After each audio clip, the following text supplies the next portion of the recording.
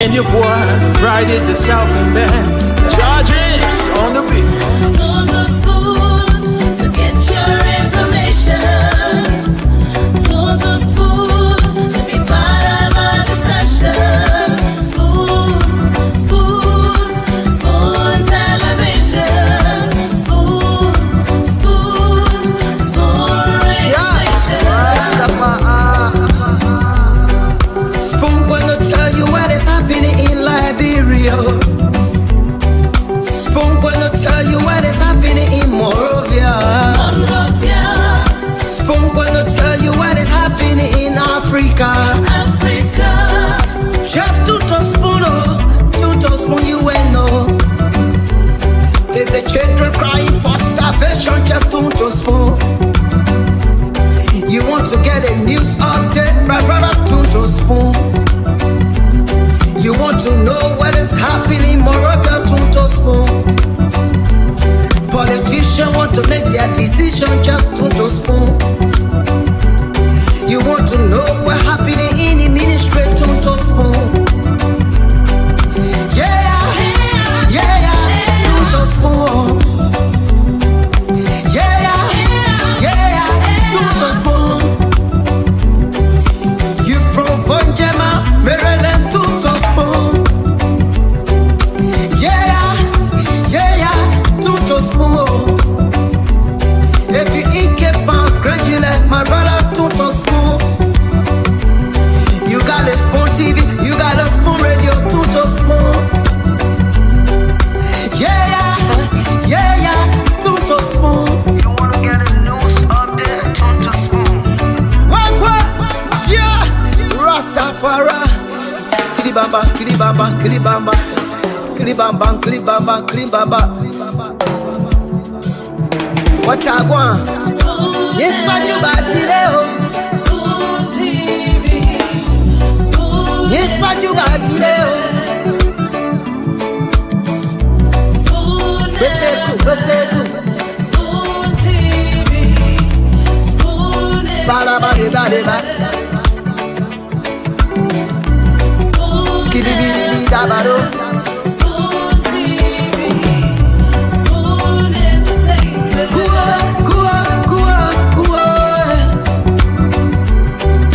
Beseku, kudileo. Kuwa, kudileo. On the spoon to get Yes, what your you want? information. On the spoon to be Yes, what part you of want? our discussion. Batileo. Spoon television. Yes, what you want? Batileo. Spoon radio station. Spoon television.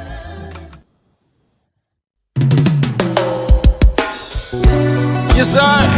A special one from the CEO, Stanton with the spoon. And your boy riding the Southern Band, charges on the beat. On the spoon to get your information. On the spoon to be part of our discussion. Spoon television. Spoon radio station. Spoon gonna tell you what is happening in Liberia. Spoon gonna tell you what is happening in Monrovia. Spoon gonna tell you what is happening in Africa. Just to spoon, you will know. If the children crying for starvation, just to spoon. You want to get a news update, my brother, to spoon.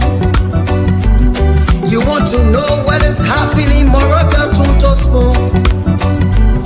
Politicians want to make their decision, just to spoon. You want to know what happening in the ministry, to spoon. Yeah, to spoon.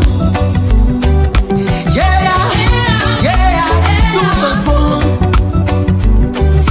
You from Fonjema, Maryland, to spoon. Yeah, to spoon. If you eat keep on crunchy like my brother, to spoon. You got a spoon TV, you got a spoon radio, to spoon. Yeah, to spoon. You wanna get a news update, to spoon. What? Yeah, Rastafari. Kilibamba, kilibamba, kilibamba, kilibamba, kilibamba, kilibamba. What I want? Yes, what you bought today?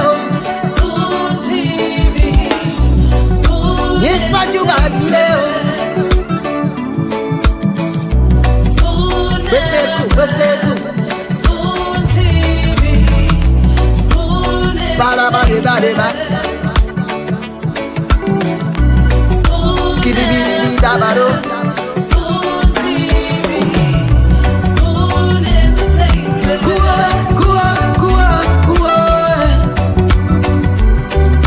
Bese kuwa, kujileo. Kuwa, kujileo. Told the spoon to get Yes, what you your want. information. Kuwa. Told the spoon to be Yes, what you want. Kajileo. Spoon television. Yes, what you want. Kajileo. Spoon radio station. Yeah. Spoon television.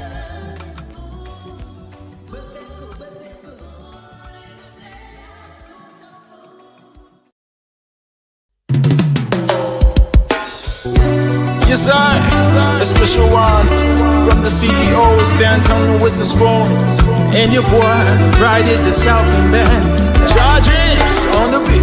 Told the spoon to get your information. Told the spoon to be part of our discussion. Spoon television. Spoon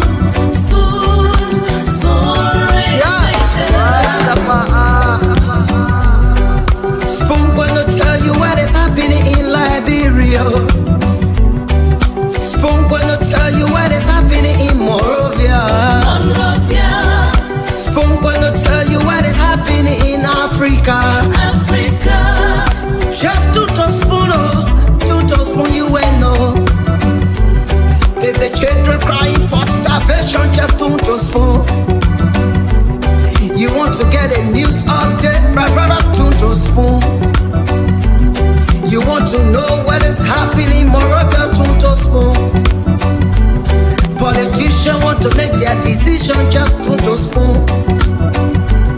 You want to know what happening in the ministry, to spoon. Yeah, to spoon. Yeah, to spoon. You from Vonjema, Maryland, to spoon. Yeah, to spoon. If you eat keep on crunchy like my brother, to spoon. You got a spoon TV, you got a spoon radio, to spoon. Yeah, to spoon. You wanna get a news update, to spoon. What? Yeah, Rastafari. Kilibamba, kilibamba, kilibamba, kilibamba, kilibamba, kilibamba. What I want? Yes, what you bought today? Spoon TV. Spoon. Yes, what you bought today? Spoon. Bese Spoon TV. Spoon. bada bada bada. Spoon. Skidibidi dabado. Spoon TV. Spoon Entertainment. Kuwa.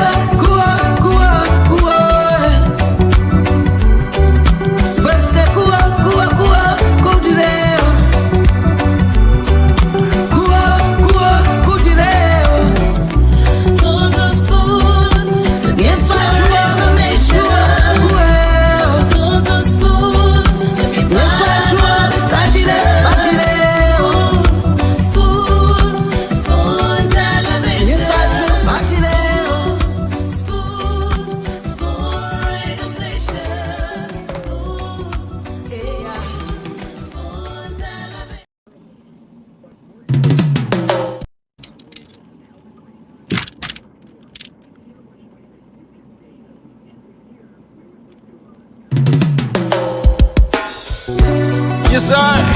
a special one from the CEO, stand coming with the spoon.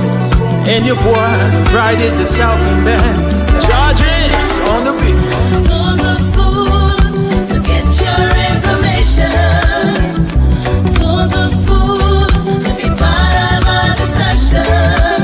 Spoon, spoon, spoon television. Spoon, spoon, spoon radio station.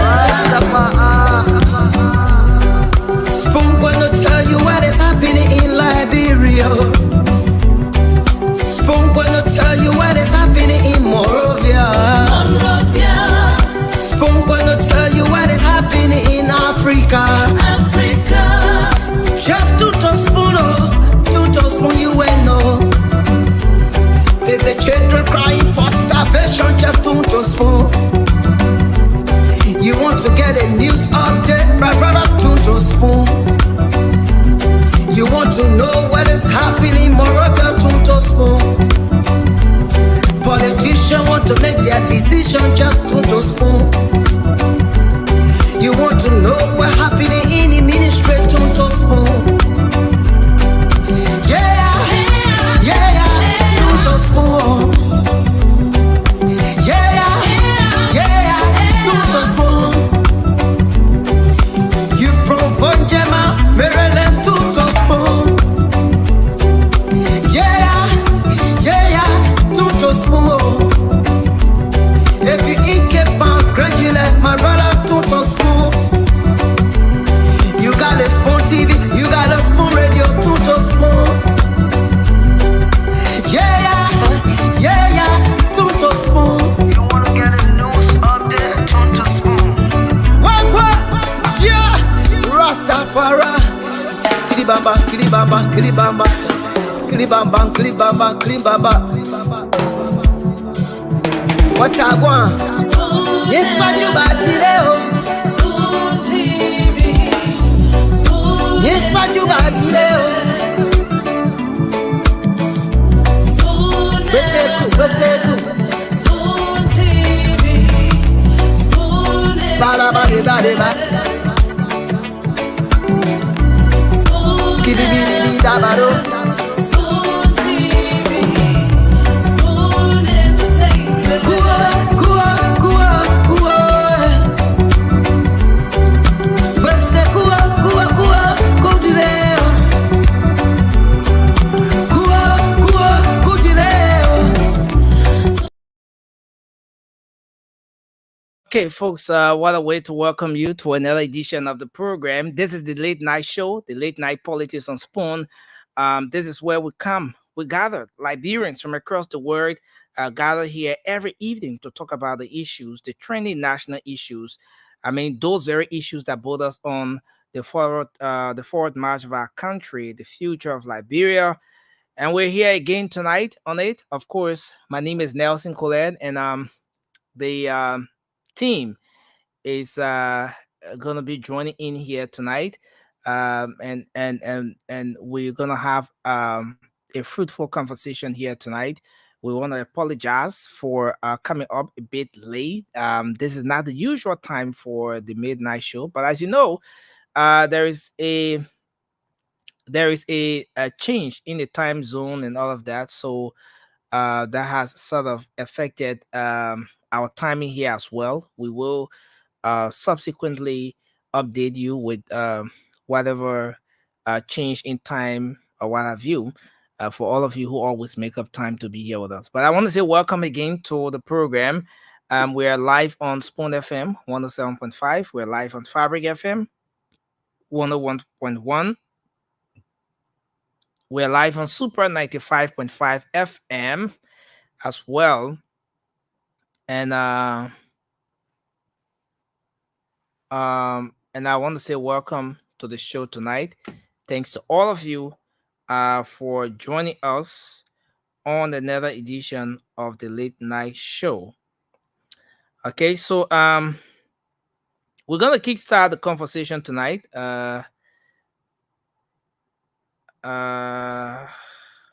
So my co-moderator Moba Zokia has informed me that he's gonna be joining in tomorrow.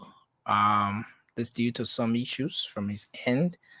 But let me bring in the folks here who are already here, so we get started tonight.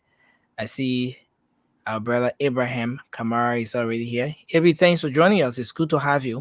Yeah, my friend, brother, how you doing? It Yeah, is actually nice. It is actually nice to be on this phone talk. Yeah. yeah. So yeah, actually the late night show, and Yeah. it's good that we're here again tonight. Yeah. And thanks for joining us. And someone will be the last. I will bring in. But let me bring in Mickey Hill. Mickey, thanks for joining us tonight. It's good to have you. Thanks for coming on. Thanks, bro. Good morning to Um, you and good evening to my brother Abraham. what's And happening to your internet? Oh, What which happened there, which kind man? of internet are you using tonight, Mickey? what do you mean?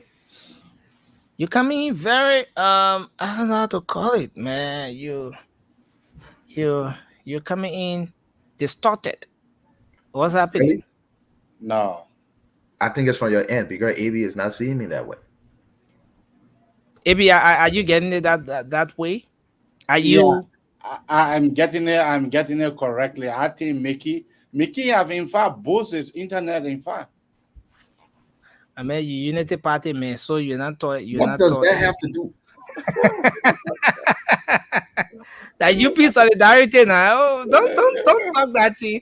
Let me bring in the rescue missionary. The guy is always squeezing himself in that corner. You know that corner? Bessie, where do you want me to go, man? I That told you corner, that little corner. I There's got something soldier. about that corner. We need to investigate. We need to I'm in, thorough I'm in my investigation about basement, that corner. bro. I'm in my Man, basement. My kids upstairs. You want me? You want the whole show to be upside down, huh? listen. I get no matter. I know you're one of the men that's in the throat of Mr. Gibson Jerry on your Yes, show. this is your But you know Miami what? internet. All that thing you can talk. I get one button here. That can. But anyway, I want to say thanks for joining us Nothing tonight. threatening me, man. No threat. No threat. Let me bring Francis on, the rescue missionary. Thanks for joining us. Francis, it's good to see you here tonight. Where is Vasco? Where are the guys from the CDC? Why are they not here yet? Alfred Konowa. man, Alfred Konowa. The listen, men were no under the bringing. soccer ball tree. No, the CDC guys need to come on because we have a very spirited conversation that we expect to take on here tonight. The Liberian people are listening, they are watching, and they want to know exactly what those issues are. So I hope to have the guys coming on, George Reader and all the guys in the CDC. But let me say welcome to everyone. And intentionally, imagine, I mean going off. I mean should be coming in with the soprano of what we want to do here. And then she's off. She's off. She's gone off. But yes, so I just hope Ami has a good internet. I hope internet That uh, that can be jumping from one end to another. Okay, so guys, let me bring in interestingly two of our panelists are having celebrating birthdays today. Uh our our own officer on the show, Hans Johnson, has a birthday today. And Karishman has a birthday today as well. Honorable Karishman has a birthday today. They both are celebrating their natal day today. So, ladies and gentlemen, without much ado, let me bring on the birthday man. Um, the man who is a year older today, uh, Officer Hank J. Johnson. Officer It's Heinz. good to have you on the show. Hi. Okay, I should. You So call it's me good to It's have you on the show. Officer Johnson. Thank This you. must be by your last name. No, too many Johnsons in the force, so I like to go behind. So Thank it's you, good to guys. have you here tonight. Happy birthday to you. Thank you. We wish you all the best as you celebrate your birthday today. We'll climax the show with a very beautiful birthday song here for you and Yeah. Karishman who's also celebrating your birthday today. I So come we don't here. want to jump the gun. Any We don't let me want tell to you rush this. tomorrow birthday too, so you can sing your own do.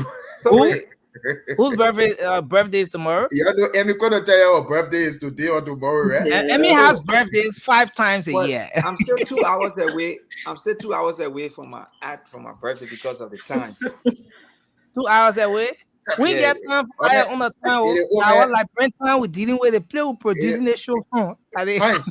Right now, you're just supposed to be praying oh, because the old man call you home right now. Begin you see that day. Oh. My man, don't try me. Oh, and, I beg you. and interestingly, so the birthday is today, and the men are Liberian men as well, and we're producing a show from Liberia, so Thank you. we're Thank you, going by Nelson. this time. Yeah. So happy birthday to you again, All and right. we're gonna come back to sing a very very good birthday song. I heard Francis has the what, the auto or the bass, and then Baritone. Barrington, eh? Yeah. And then AB has a little bit of soprano, but auto mixed with it. And yeah, so the guys are going to do a good job for you here tonight. But again, we just want to say happy birthday to you. We wish you all the best. Um, long life and everything as you celebrate your birthday today. We wish you the best birthday ever. Um, Amen. Where else I could have been with the great team? oh, okay. So My kind of streets are easier. Begin to be running behind you. The Antifa begin to be running behind you. So, guys, we want to say, please share the show as you come on. Vasco has told us that he will not be coming on tonight. Yes, he has My some issues. God. Oh my God. I'm waiting for Vasco to come give me a 3D plane. Oh. Vasco says he will be joining us tomorrow, and we okay. So we also got a message from Morba as well, and he'll be joining us tomorrow too. But again, we want to say thank you, and let's inform our audience, all our viewers and listeners, that we'll not bring you the first segment of the show here today, due to some issues beyond our control. But we'll, we'll certainly have that coming up for you tomorrow. So tomorrow we're gonna have the first segment of the show coming up for you, but we just can't have that here today because of some issues beyond our control. All right, so we'll move straight into the open panel. Maybe I should post a link now in the comment section since we are into the open panel now. So we have this conversation. We could do maybe 1 hour, 30 minutes or so, and then we'll be out of here since it's 3 a.m. in Liberia now. But most of you are aware, folks, that we are moving so close. And I just want us to brush over this aspect of our discussion here today. We are moving so close to election in our country. We left with 7 days to go to the polls. Liberians will be making that critical decision, deciding as to who becomes the next president of the country for the next 6 years. In 7 days' time, Liberians will be making that critical decision. Well, from October 10 to November 7 today, since the National Elections Commission came up with the final results, there have been some shakings. Arrangements have been going on. People who were enemies yesterday are now sitting at the political table and having some very fruitful political conversations. Political parties are deciding what's going to happen to our different ministries and agencies upon ascendancy, upon their victories, which almost all of them are very much optimistic about. Well, based on that, They're bringing people on board. People are sitting and discussing. They are dialoguing. They are having all of those great conversations going on. Well, it was during a time like this in 2017. Sorry, so someone has an issue with their audio. I just hope we can address that. Someone has an issue. I'm getting a feedback coming in. Can we all mute? It was during a time like this when you saw Senator Prince Johnson. When you saw Senator Prince Johnson going very hard on President George Weah and speaking out loud how we had a conversation, we had an agreement, we had a discussion. But you tell one old post and telecommunication ministry and get it to all when nobody posting at this time. It was during a time like this when all those conversations were held. When you saw other people say, oh, the people promised us, but they didn't live up to their promises, we were deceived. It was during a time like this when all those conversations were going on 6 years ago. So we're in the critical time. Some of the people who came there 4, 5, 6, 7, 8, they're all having great conversations with the two political parties. Well, let me bring Prince on quickly. Well, as it stands now, the ACOP, Prince, welcome to the show. The ACOP, one of those political parties that performed very well in the just ended election, pledged her support to the Unity Party. So right now is I wish I had you know, something here to come to create that chat on in through the software. Is this the CDC versus the Unity Party? ACOP took the side of this of the Unity Party. Though we had a faction or a portion of them, a lot of people don't like to hear the whole faction thing, but portion of those people said no, we are going the way of the CDC. Yes, but the majority black of ACOP went towards the Unity Party. And then Apiton, the man who got the I don't know, mysterious, the miracle man, the miracle vote. The man who got what is believed to be the miracle vote in this October election. Silent voters. From all indication, okay, let me put it that way. Right, you're right. Hence, the man who got the silent voters that the ANC spoke of, the man who got that people in the majority, according to reliable information as per what we have in our possession here, he's going towards, or he's going the way of the Unity Party. Well, there are some other political parties. You have the CPP, for example, of Mr. Cummings. Despite he being on tape, telling the Liberian people that, look, if I don't win this election, I'm going to cast my support. I will put all my weight behind anybody, any of the opposition political parties. That CPP of Mr. Cummings has headed over to the CDC. You got PLP, the People Liberation Party of Dr. Cassell, and about 8 other political parties. All of them head over to the CDC, and a lot more. So aside from all the other ones that have been happening today, just today, there is a group called the Coalition of Liberian Muslim. Let me get their name right. Those guys pledged their support to the CDC as well. Those guys pledged their support. Okay, that's the Union of Liberian Muslims. They pledged their support to the CDC in Margibi County. And while they were pledging their support, a group of folks as well, you know that's the Senator-elect Amara Conant pledged his support to the Unity Party. Gaywell McIntosh, Dr. McIntosh pledged his support to the Union, along with 33 other defeated candidates.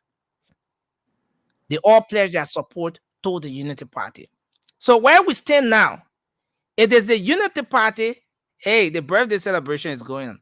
It is the Unity Party versus the CDC. Right?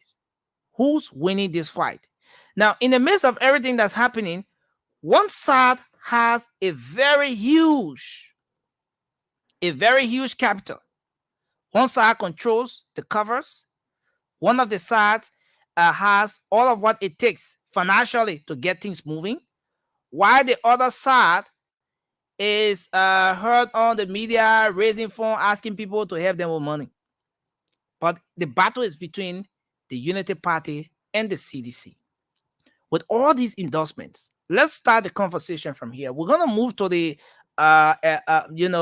party platform thing, and I hope some of the guys from the CDC can join us as we get set for that discussion.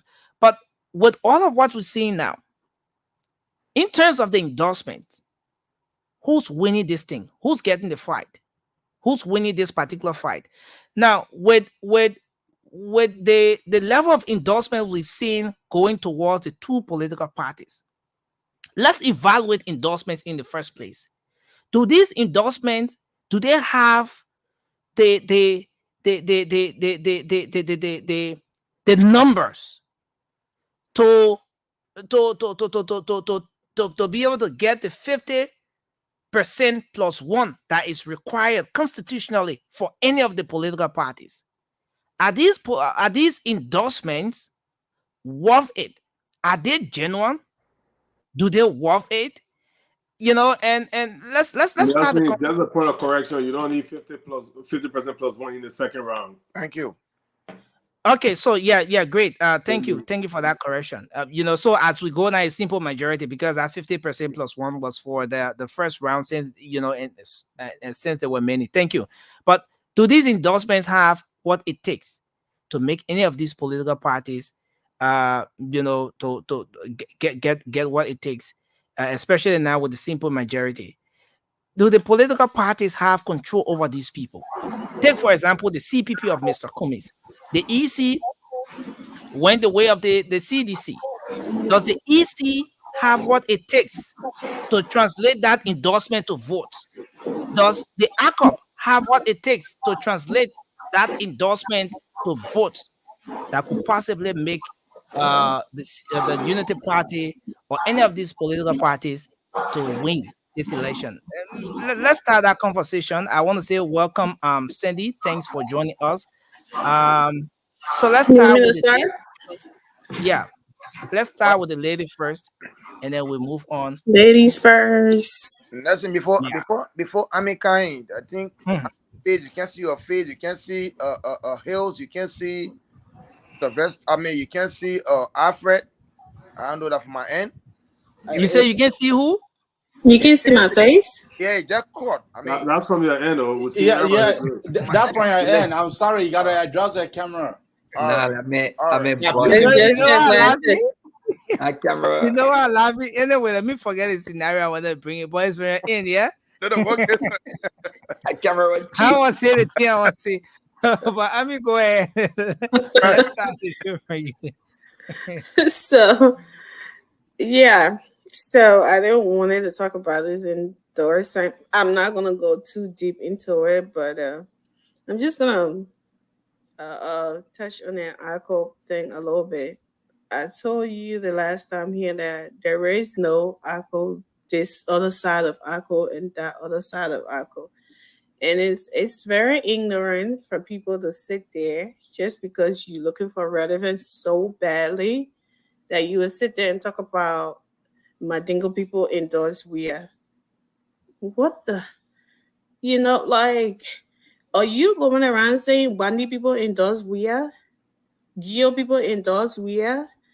Mandingo people are the only people that are in ARCO. If you want ARCO endorsement so much that you want to make it sound so much relevant for you that ARCO is there, it's really, really disgusting to go sit there and talk about Mandingo people do their one for WIA and the other people, and when you're not using everybody else's trap, that's just so disgusting. And I think that that's why this whole funny boogers endorsement that he's getting is not worth talking about, wasting our time on, because it's just a bunch of charade.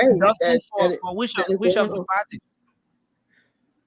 Come on, which one that people talking about Mandingo people endorse this person? There ain't no UP Alliance.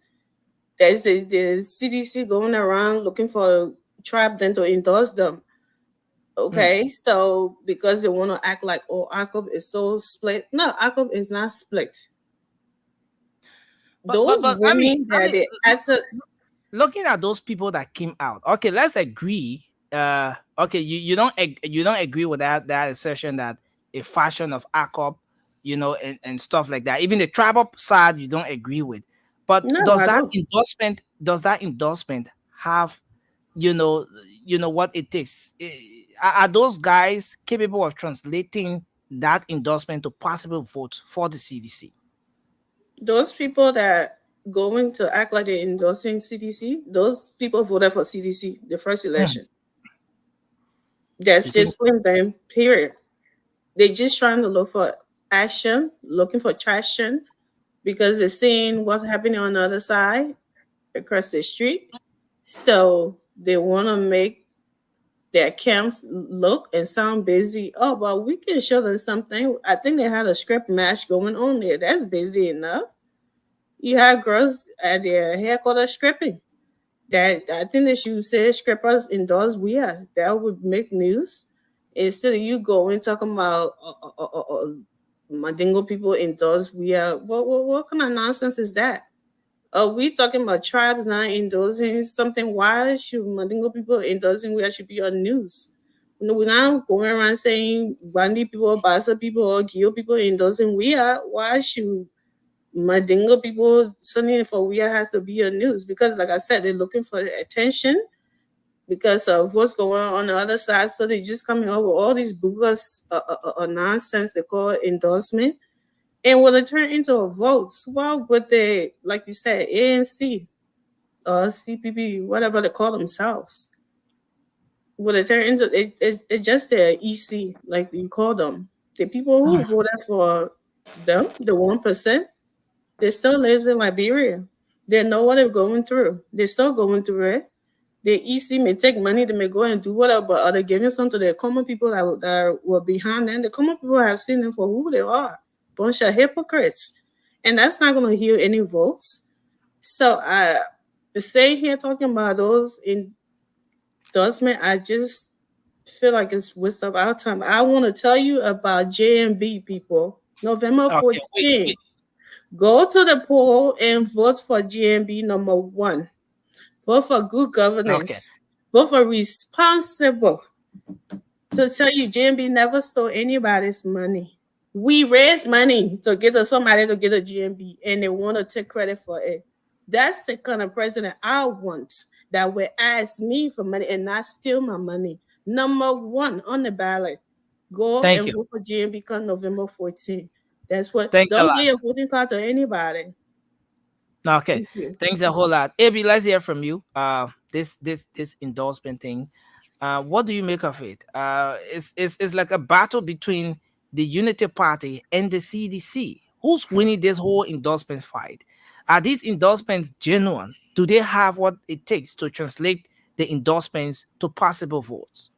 Now, when you say that what are the endorsements is genuine, CDC is not looking for generosity.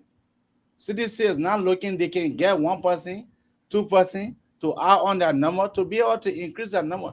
Do you think that Ile Gongro Way can be able to go to Nimakana? They gave Ile Gongro Way 50,000. They gave her pickup for her to be able to go to Nimba to go to convince our Nimbalians, brothers and sisters. Well, don't just forget about that because I know Ile Gongro Way will not go nowhere. But in terms of who is gaining more weight, more number, I would say it is the Unity Party. Let us look at the elections. The first round, Unity Party came second. Who came third? Who came fourth? Who came sixth? All of these people, they are endorsing the Unity Party. You want to tell me Tewon Gonglo, Losini Kamara? Just forget about people. What the vast tenor bearer of ACO, but he going, he have a number. If I tell you, because this is an election that any number can win, he added to that number, but can he really put out the substantial number that will make CDC to win? I will tell you no. Because you mean Lucine Kamara? Lucini Camara, Vaz Tenabera, Okay. He went to the CDC. Yeah, yeah, he supported the CDC. Okay, so I am saying, people were saying that, oh, number. No, number is what we are looking at here. I am saying his number one, just his one vote. It will be added to the CDC vote. That one vote is sufficient enough for the CDC. But for us, we take the largest part of the vote. We have the entire standard bearer. We have the party chairman. We have the committee that make that party they call ACO. And by the way, people are forgetting, ACO was founded in Kwaduboni. And then the United Party was founded in Kwaduboni by Edward Bianchezeli. So you see, the two parties have so much in common. Or as the citizen, the citizens are now forgetting that the day that they were calling my brother and sister, that glowy, that puppy, are they now forgetting that? No. Let's talk about the individuals and their potentials, their abilities to bring. Because if you have 200 people, for example, AB, going over to the CDC to carry on an endorsement, the whole idea here is not for those 200 persons, just for those 200 individuals to vote for the CDC. It's about how much of an influence those 200 individuals have to get the rest of the people across the country to come and vote for that particular party that they've pledged their support to at the time. It's not just about the people on the scene of the endorsement. I 100% agree with you on that. So 100% agree with you. Yeah, I 100% agree with you on that. In that, let us look at first the CPP. Yeah. Let's start with the CPP. Do you strongly believe that the EC can be able to put out the vote that they never put out for Mr. Kumi? The vote that they never gave Mr. Kumi. Do you really believe that vote they will be able to give it to the CDC? No, but listen, AB, you heard Colonel E. Remy Gray. Colonel E. Remy Gray just confirmed on Spoon Talk that the EC received a little over 3 million. Okay, let's say the campaign team received a little over 3 million. That was 3.5 million for campaign. What if the CDC is making available maybe 5 million or maybe 6 or 7 million this time around, which will further empower the EC to carry on more campaign and publicity and bring more people on board? So I want to actually discussions, right? So the second round, how many days now do we have?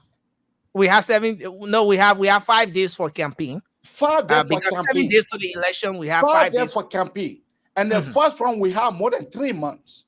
Are you telling me that the vast standard bearer for the CPP, the vote that she never gave to Mr. Kumi in Grand Bassa, you want to tell me the vote that she never gave to Mr. Kumi in Bon County, the vote that she never gave to Mr. Kumi in the very Maserado? So you want to tell me now that because she endorsed the CDC, she will be able to put out that vote? Now don't you think that with more money, with sufficient financial support, this election is not about money. This election is not about money, because when it was going to be all about money, I can tell you, Mr. JMB wasn't going to come to second place. So this election is not all about money. Okay. Now let us be able to look at some of the individual that just endorse. You know who Amakona was and who he is? Okay. So you think Unity Party is winning this thing? Unity Party is winning this whole endorsement. That is the big brother. That is the big brother that made CDC, that made Madame Salif to even win the 2005 elections. That man that was sitting at in Spoon Studio, I don't know, it was in Spoon Studio or wheresoever that you were sitting at. Yeah. when they say computer wizard, that are better. Mr. I'm not when they say computer wizard, that I'm not coming. It be not the computer going made the people to vote. Okay. You know. Okay. Anyway, thank you. Let's okay. wait there. Let's move to Hill. Mickey, you have been following all of the endorsements, everything. It's a fierce fight between the Unity Party and the CDC right now. As it stands, it's like a scale, right? One side will go up based on the weight that comes this way, and then it's not stable right now. It's not static. Tell us first of all, who's winning this fight? Who's winning the fight? The endorsements that are coming now, all the endorsements we see coming up from the both political parties, are these endorsements powerful enough to translate to votes that will make any of these political parties, that will make the CDC to emerge as a winner of this election, for example, or the CDC to emerge as a Nelson, you there? Can everybody hear me? Yeah, yo, go ahead. That's your vacation. Go ahead. You know, that's in Miami bar. We can hear you. Okay. First of all, Nelson, I think you are inflicting of trying to uplift the other side when it comes to endorsement, because that's I don't even know the adjective to use. But for me, I feel like it's of no consequence to the discussion, because I consider those folks as grifters. And listen, we are at a critical juncture in our nation's history. Everywhere in every society, every organization, there will always be deviants. And those folks, listen, if the nation evidently have come to the conclusion, and rightfully so, that the administration headed by Alibaba have plunged their hands shoulder deep into the country's covers and dishing out money to special interest groups and political parties or organizations. Why should it surprise you that there would be dissenters from party loyalty, breaking away from party loyalty to go in and declare support for an individual whom their conscience have already spoken to them about that he means no good for the country?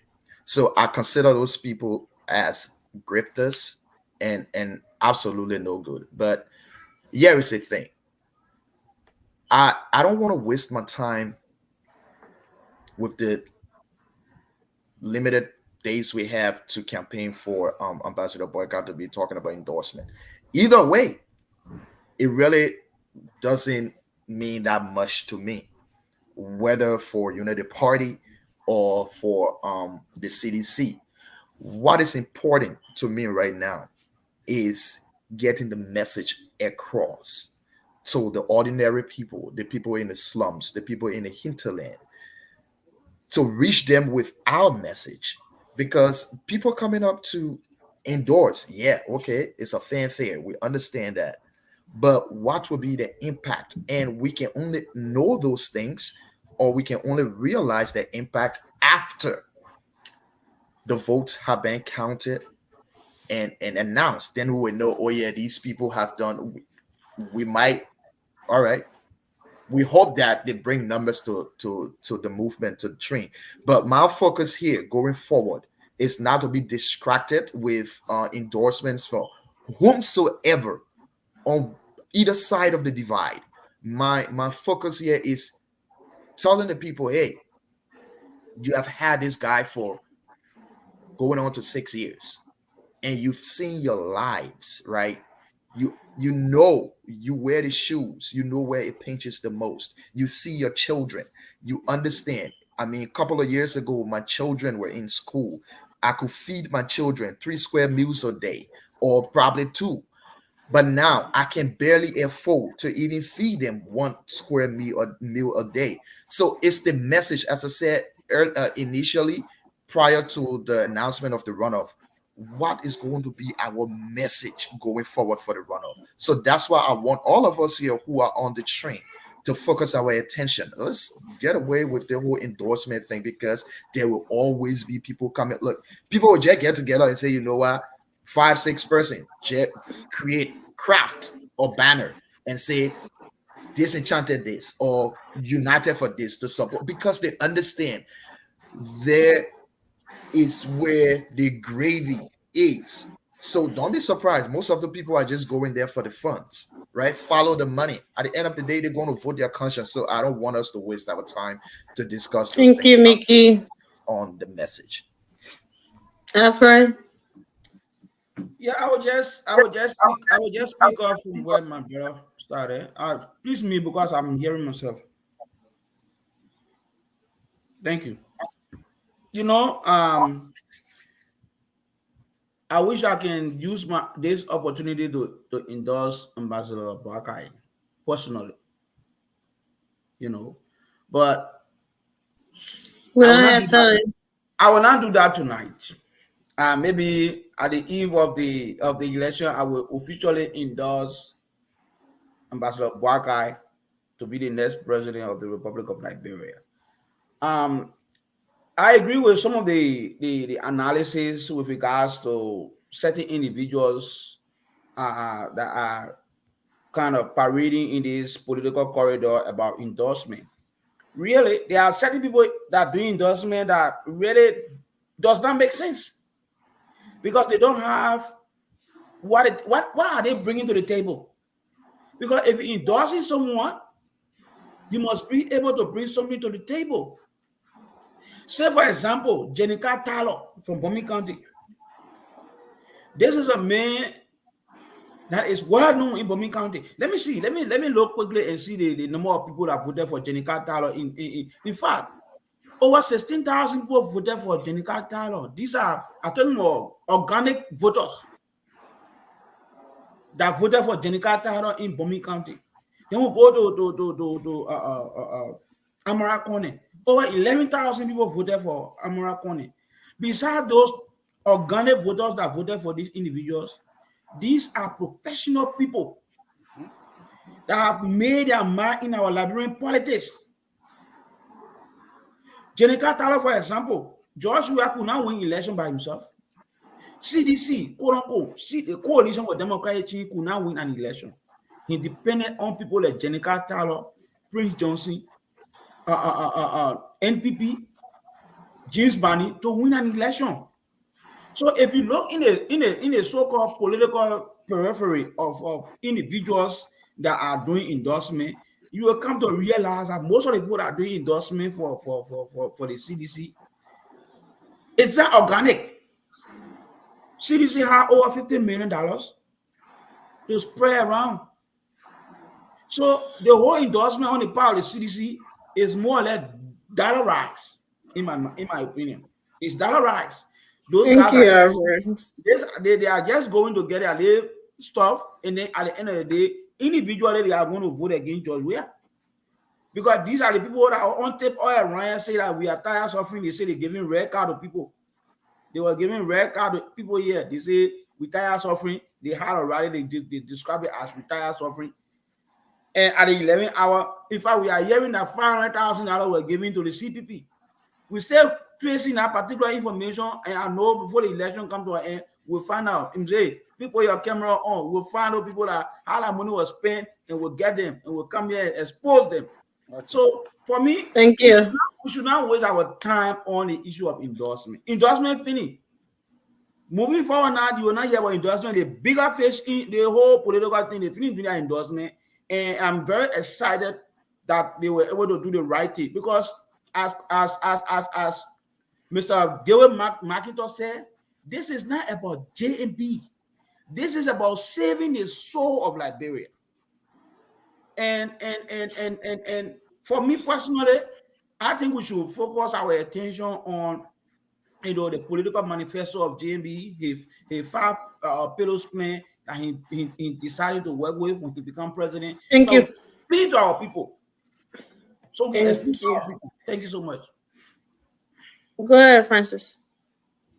Yeah, like everybody said, we're beating a dead horse with this whole endorsement thing. I mean, we already know that the most important people endorsement went to JMB, and all the other people that run into CDC is just to collect their little that did it bread pretty much. But CDC also too, the endorsement they are receiving, as you see on other platforms, most of their supporters, the CPP supporters, they are frustrated. So it's more like a disadvantage to George Weah to receive endorsement from some of these opposition parties because their voters intended to vote him out. So no amount of endorsement will bring those supporters to his side. So it will just piss them off even more. Like the folks I've been seeing on other platforms upset, expressing that dissatisfaction with their party endorsing CDC. So, I mean, I don't have much to say on this. It is what it is, but I think JMB is getting the better end of the stick when it comes to endorsement. That's it. Thank you. Officer Johnson? Yes, Madam Missionary. Thank you. Yeah, the endorsement thing, apparently people falling asleep on the set. But it's like I would say that thanks to former minister, now Senator-elect Conant for an endorsement, but I will pick up on something he said that was very interesting. He endorsed, so I can also step on or stress on what he endorsed and emphasize on that he will work on and bring with his alliance he's trying to form in the Senate. He talked about restructuring and building alliances in the Senate. Nowhere in the world, Parliament or Senate, however we call it, even Julius Caesar era, the Senate used to form alliances. Think about forming alliances. That's how come Julius Caesar was killed. Because alliances were formed. I'm not saying forming alliances to what happened? Anyway, I'm not saying forming alliances to do anything bad, but he's looking at restructuring how wealth can be distributed in Liberia, and he's focused. Nelson, are you there? I know. Am I the only one seeing a blank screen? No. Somebody said in the live feed, the comments that we are not on the radio, so apparently probably something has happened there. Probably power or something. There is no power, so we just OIO right now on our own. Oh, so no one know we're talking about endorsing right now. So apparently we're talking about. No, you're not on your own. We're here, guys. We're here. Oh, can we get this off? Yeah. Okay, so let me try to get this. Sorry. It's okay. Okay. I will do now. Come back with a tap. So, looking at the Western era, where he talked about how alliances can work together to be able to distribute wealth with the university, taking the community college training to the university, and that's in bombing and making the hospital a general hospital in Babalu, and also Cape Mount, making the fisheries and a tourism area. So all those collective things put together, and he talked about the stretch of highways that I want to believe Senator-elect Conant definitely going to bring values and structure to the Senate along with Mr. Dillon and the others that are there. I will stop there for now. Thanks for your endorsement. Mr. Wade. Thank you. Let me get say happy birthday to you, Mr. Johnson. Thank you, officer. And good afternoon to all the panelists here. And then good morning to you, Nelson, in Liberia. and to those that listen to us by means of radio or the television. You know, the endorsement that is going on, that's the people money. Those that go on the opposite side are the money. They have the right to chase after it, to eat it, and then afterward, vote against the individual. Simple. Very simple. When you see the vice chairman for alcohol going over there, because there's money involved. Certain people, they be carried away by money. So, but there was somebody say, we want to go for Naple, we go for Kuto, Sha, the bigger fish, the hair, the snake camera, endorse the old man. So, I'm not going to go into that. All I want to say here to my Liberian people, who will keep talking to you, to ask you to please show up on the 14th to vote. Because the world has seen it already. The light are there. We're not waiting for the time. And our time not ready around here. Nelson said at 6 days. Our side it says 7 days. So we're not waiting for that very short period of time that you will show up. And George and co-hurt. They'll go somewhere to go sit down. Don't go after them for the country money. Let's stop right there. That's right. Go ahead, Sandy. So I'm going to take this on another level. This is about integrity versus people that are driven by money. There are two sides to the coin. One is on the JMB side, the rescue tree, and one is on the Mr. Weir side. But here's the thing. Folks that are endorsing Mr. Weir were or are still part of the opposition team. And we, and I say we because I supported the opposition, and I continue to support the opposition, right? But I was on the CPP side. All of us on the opposition side agree that the country was in a mess, that Mr. Weir has destroyed the nation, our infrastructure was destroyed, healthcare system, education system, and all of it were destroyed. That's what we said. We said on the CPP, we were tired of suffering. I'm seeing good friends from the CPP dancing, making videos, dancing, endorsing Mr. Weir. Pointing fingers now are the opposition are Mr. Barkai. So ask yourself, Liberian people, where is their integrity? Liberian people, ask yourself, the people coming from the opposition side, the CPP, the Henry Costa, and all of them that told you months after month that Mr. Weir is the wrong person for this country. And today they are making video and dancing and celebrating and saying that Mr. Weir now he's an injury, he can fix Liberia. He can, he's the best person to build Liberia. It is the issue of lack of integrity from those people. So Liberian, be angry. Not only will you not vote Mr. Weir during this election, this second round, but when those people come back tomorrow, be angry. When my good friend people, the Moriah Yakuda, come back tomorrow and say, oh, let's form the CPP. Coming is the best. Tell them we don't trust you. Because if you say it now, at the end of the day, you will switch on us. When Henry Costa open a mouth tomorrow and say Liberia needs to be faced, tell him he lacks integrity and don't trust him. People like that we can't respect. How will you allow your belly to drive you in a direction that you told us was terrible just a few months ago? How will you allow money? Put money over the Liberian people. We call that endorsement?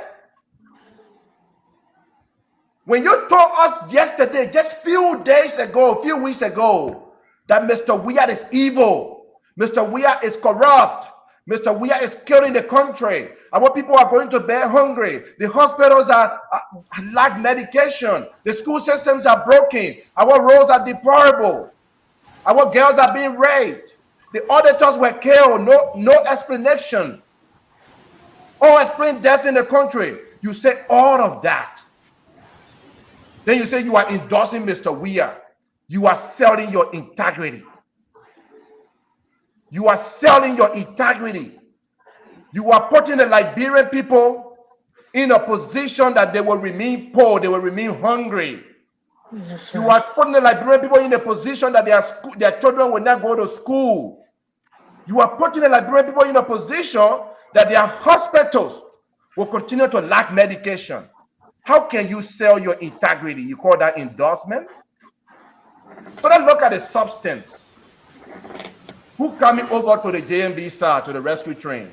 You call name like Amara Conan, or financial expert. People who understand how to rebuild the financial system in Liberia. You have great people, great mind, that see the trouble we are in now and say we are going to join the train so we can rescue Liberia. That's what we should celebrate. Liberian people will vote Mr. Boakai no matter what who go to the CDC. Those people going to the CDC, they lack voice. They don't have any voice. When we were on the show here preaching Mr. Cummings, he couldn't get 1%. And that 1% he would take to the CDC, what benefit would it give them? I'm Thank you, my disappointed brother. in the CPP. I was not a member of the CPP, but I don't think I'll ever support the CPP again. I'm disappointed. Thank you. So much. Thank you so Thank much. you, Thank so Sandy. much. Here's the thing. I'm going to end on this. Liberian people, when they say endorsement, are the people that say, I want the other person and I want the person here. Just a few days ago, and they said, Joe, we are a bad man, he was in the country, and we all know, Joe, we are not good for Liberia. Then today, now they said, that we are like Joe, we are, they will go for. You're listening to us. When those people that come to you, the Henry Costa that come to you, the Moriah Yakuda that come to you, those people then that go to Jowia now, that told you yesterday that Jowia was bad, when they come to you today, tell them to turn around and go back. You will not listen to them. They don't get nothing good to sell to you, to tell you about Jowia. Let's vote the Ome Buakai so we can bring good job to Liberia. So we can bring good people that will rescue the country, so that our school system, our hospital, so that your children can go to better school. So That but Thank you, let Sandy. me ask you this question, Sandy. Is it fair, right? Is it fair to say that all of those guys who have been endorsing have been doing so because of money, because of the cash that is changing hands now? Is it fair to say that maybe the CPP EC, for example, that endorsed President George, we are did so because of money? Is it fair to say that other people who are endorsing the Unity Party are doing so because of money? Don't you think that some of those endorsements or all of those endorsements are triggered by conviction? Those people are convinced that the people they are endorsing are the right individuals to lead the country at this time. Sandy. Now saying as the opposition, we have one common denominator. Mm-hmm. That was to remove Mr. Weir. Okay. For good reasons. All of the opposition political party outlined great reasons why Mr. Weir should be a one-term president. We said those things for years, over and over. And now, when they were kicked out, which some of us expected that not all of the political parties will go into the second round. So when they were kicked out, are you telling me that those reasons outlined for many months that Mr. Weir should be removed all of a sudden disappear? So then ask yourself a question. Mm-hmm. If they wanted to remove Mr. Weir so bad, and now all of a sudden turn to Mr. Weir, there can only be two reasons. One of two reasons. Personal issues with either the Unity Party or Mr. Boakai, personal issue, or cash flow. And those two reasons. Okay, no. But then let me hold you there. Cindy, this is the man you propagated throughout. This is the man you propagated throughout. You promoted this man. You took up your time to preach this message to the people across the country. I mentioned And guess what he did? So we planning to win in the first round. That may or may not happen, but that's the plan, right? Seriously, that's the plan. Now, in an unlikely case, we'll support the opposition candidate and we'll support it publicly. So, I'm on record here, and I mean it. I say what I mean what I say. We'll support the opposition candidate if we don't make it to the second round. But I am confident with the work we're doing, with the travel around Liberia, we're making our case. We will win in the first round. And Cindy, there's a reason why I played that particular video. Now, you just said that the people who are supporting, who are endorsing, especially opposition political parties that are endorsing the CDC at this time, they are driven by two factors or two reasons. Number one, you said out of cash. Okay, thank you, guys. Please mute. Let's all mute. Amy, can you mute?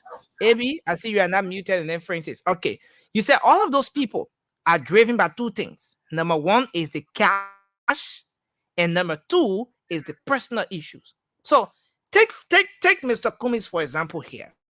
Now let's forget about the EC. All right, the EC, they can do their stuff and what have you. But why do you think Mr. Cummings, after saying all the worst things about President George Weah, reasons why he should not be elected, how do you think Mr. Cummings, for example, did not embrace or endorse the lone opposition man in the room? Now we're talking about endorsement. Let's extend it to that point as well. Look, I spoke on the issue of Mr. Cummings when we first brought this up, and I told you I'm disappointed. A leader at this point should not remain mute. Liberia is struggling. You must have a side. Nelson, I conduct survey. I conduct survey at work, so my staff can rate me. And this is what I always tell them: do not have a neutral side. It's either you like what I'm doing or you don't like what I'm doing. Tell me. I'm not going to be hurt. I'm going to grow either way, and I need your feedback to grow. Mr. Cummings' silence is a decision, and I'm disappointed. Mr. Cummings being silent tells me that he supports Mr. Weah. Mr. Cummings should come out and tell the Liberian people that he supports. I mean, just tell us you support Mr. Weah. Don't intellectualize this thing. Don't be so smart and tell me, oh, I'm going to be silent because I have a case with the neck. That's not a good reason. So again, it's disappointing, Nelson, to see that the opposition, we see opposition. People that Mariah and dancing, making video. Oh, they think you can hurt. They think you can hurt bad way. You know what's going to hurt? Your coming will never become president of Liberia. That's what's going to hurt. The Liberian people will still vote Mr. That's what's going to hurt. That your small tiny video you're making and you say you're dancing around, it's on you. The Liberian people are not stupid. And you see how the Liberian people voted this election, kicking out all those representatives and senators that are not doing nothing for them. They are watching. They are listening. You came to their door more yesterday. You said, oh, we are not good. You're not kicking him out. Then you come into their door more again today. Then you say we are made good. People will take you serious. You're a joke. Vote JMB in a few days. Number one. Thank you. Wow. I have not. Thank you. Since we've been on this show, nothing. I have not seen the rigor of Cindy. Cindy has put on his political cap. So listen, Cindy. Yes. Cindy have disowned Mr. Cummings on the show. Cindy, you've disowned. You've disowned. And Mr. Cummings disowned Cindy. It's the other way around. Mr. Cummings disowned Cindy. And I want to believe, Cindy, I want to believe that if Mr. Cummings is watching this edition of the Midnight Show, he'll be very disappointed at you, Cindy. Mr. Cummings will be very disappointed at your position, your stance, your utterances, and everything tonight. But we're going to move to our sister Maggie. Like, bro, we say my eating bowl in your house. Okay. We're gonna move to our sister Maggie. Maggie, where do you stand on this? So many endorsements.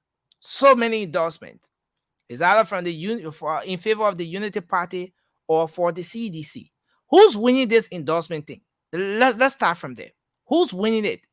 What's triggering those endorsements? What is the driving force behind those different endorsements we're seeing? The people that are endorsing those two political parties, do they have the capacity or the ability to translate those endorsements into possible votes for those different political parties? First of all, I will start to say hi to everyone.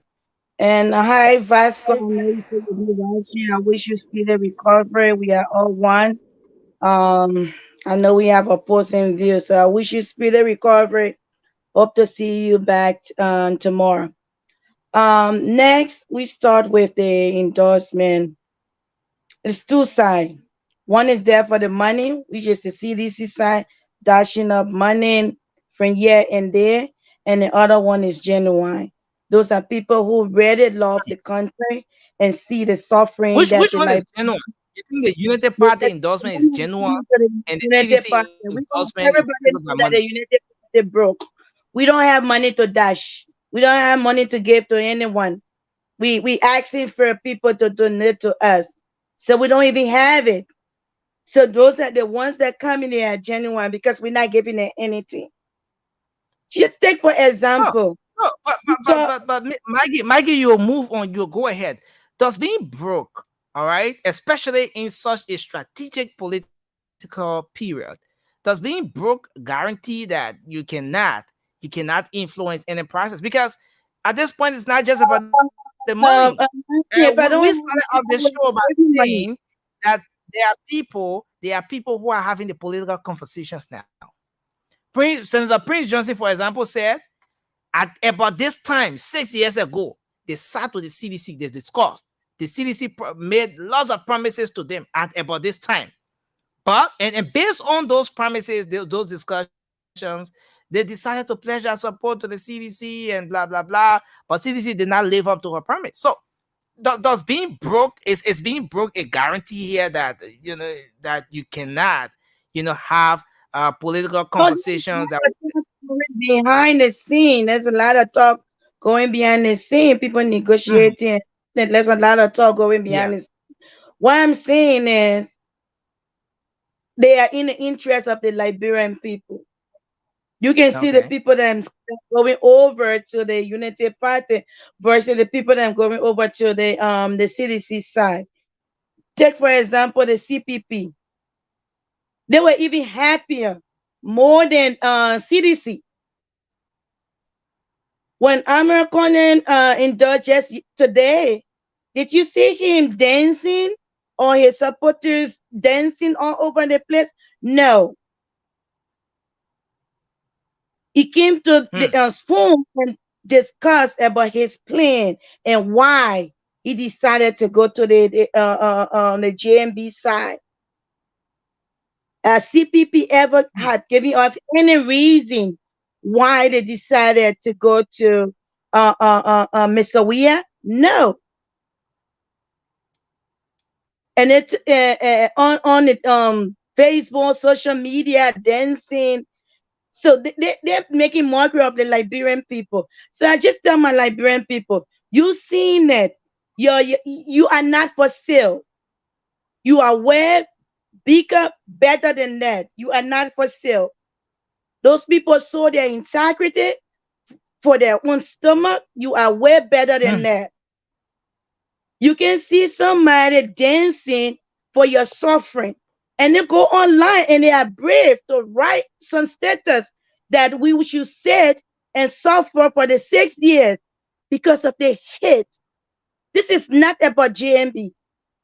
This is not about JMB. People are making this election also right to be about JMB. This is not about JMB. That's the one they fail to understand. This is about the Liberian people. This is about the people that is suffering. This is not about JMB. Costa Okay. is making So it about now JMB. let's This let's is let's the go back. same Let's go person. back to let's Mm, go back to the individuals that are carrying on those endorsements.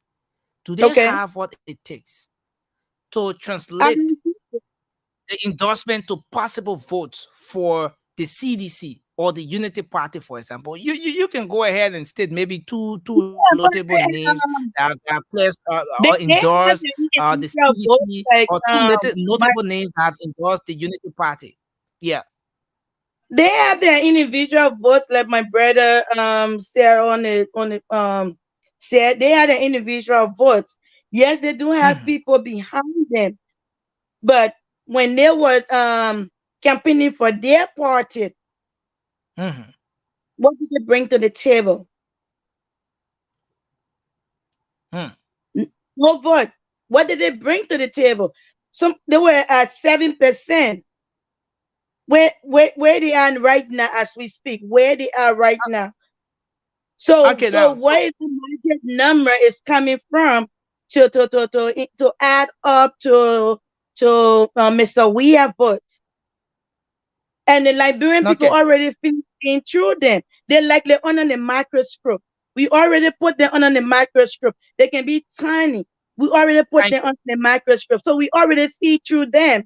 We already know the Liberian people already know those people, they were there for themselves. You hear the same CPP people. They are so mad. You heard Duke. You thank heard you, Katuma King. Those people then sacrifice. You hear our brother right now right now on live. They sacrifice a whole lot for CPP, and what they got from there? Betrayal. thank you, Mr. thank you. Let's 1 second, Mr. E. Remy Grant just told us that the real ANC people will never vote for Mr. Weah. The real ANC okay. people will never Thank vote you. for Mr. Weah. Thanks a lot, Maggie. As we go across the table, we're gonna move to the next discussion. We'll take just few calls on this talking point, and then we'll transition to the next discussion. We're gonna be talking about what's in it from the two political parties, what's in it, what is the CDC, what is that package from the CDC? All of them have their own manifestos or their platforms or their agendas. The CDC have the PAPD, the Unity Party has the how do you call it? Rescue dictionary, or what? How do you call it? Your agenda, right? The platform, the Unity Party platform. So we Are you talking we about arrest? Arrest. yeah, arrest, right? So we're gonna Yeah, dive I need into to it. look on your I'm dictionary. hopeful. I'm hopeful that someone will join us here from the CDC as well, so we kickstart this conversation. In fact, I'm posting the link now in the comment section. I need someone from the CDC who can be able to jump in. If you're coming here, you must know about the rescue dictionary. Oh, here we go. No, no, nothing. That because CDC doesn't have any That's platform. Miami, Nothing. not free, Nelson. Nothing. They got nothing to show. Nothing but Miami, YSP, that's a Miami, YSP, not free, YSP. Nelson. Maggie, See, all right, now they come in, they should come with a manifesto so we can Eh, discuss it with Oh yeah, we can man, put it together. Then that they come. YSP every day. YSP, YSP. okay, Wow. Oh, so now they are no he pen. he was talking about us talking about Leave and come back. Yeah, Maki, Mr. Hill, go ahead. he was talking about us going over So, man.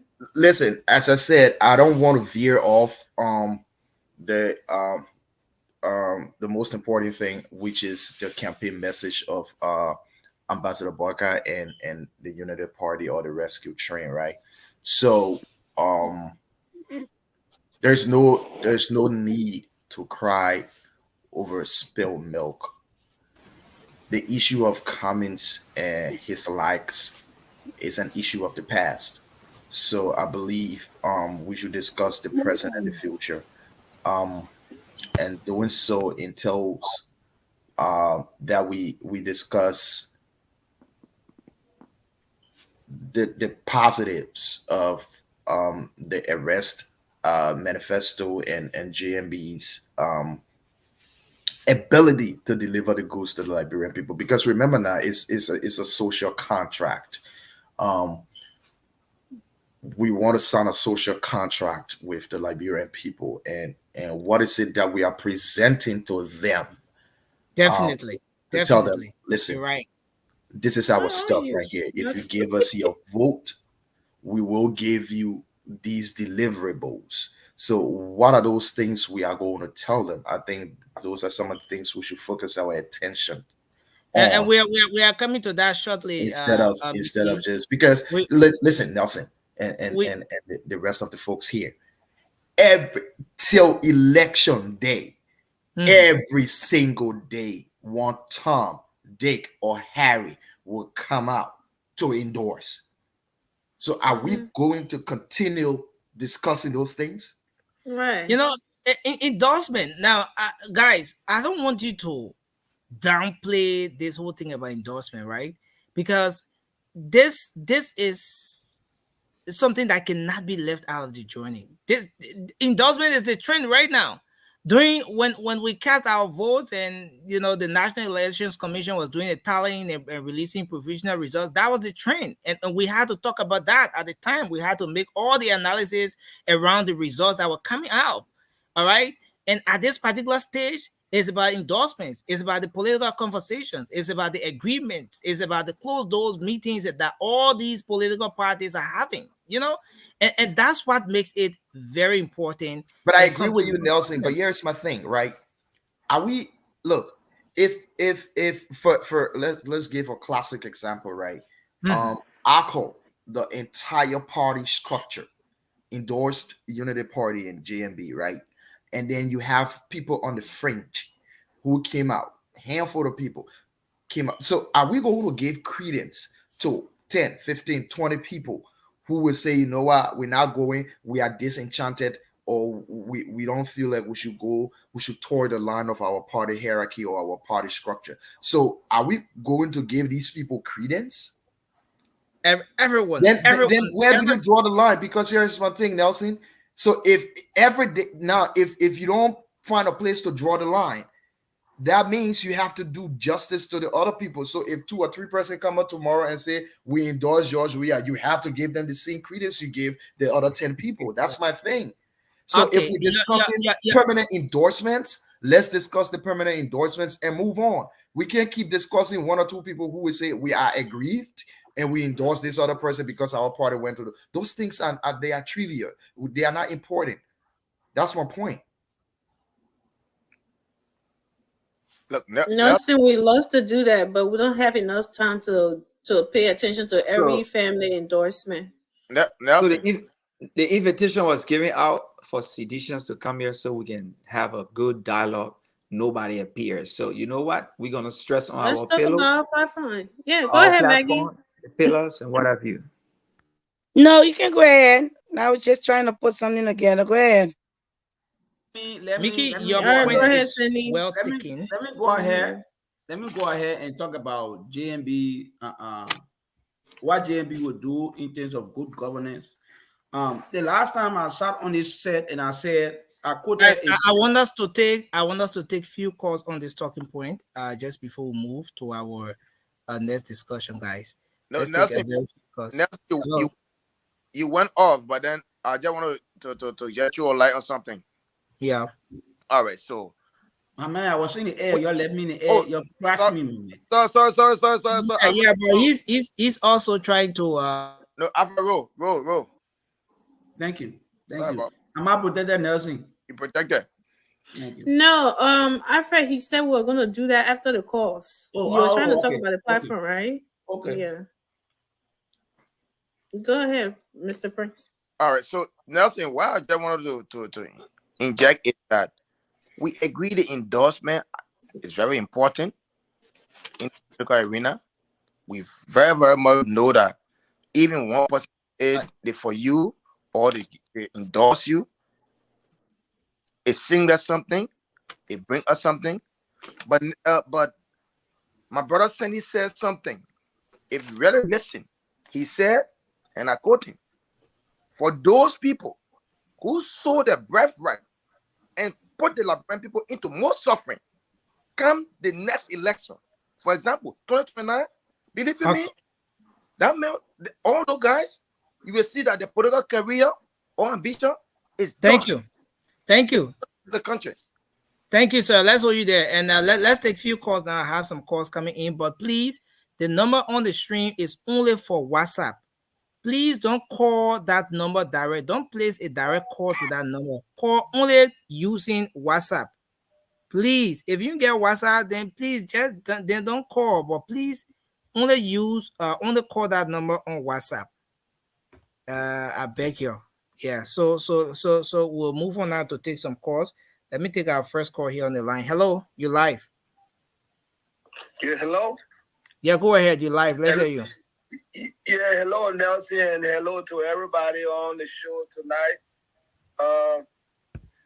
I've been listening to you guys, and topic on the discussion is very interesting. Endorsement. People are endorsing political parties, but and I heard one girl saying, you have genuine endorsement and you have monetary endorsement, and definitely she is right.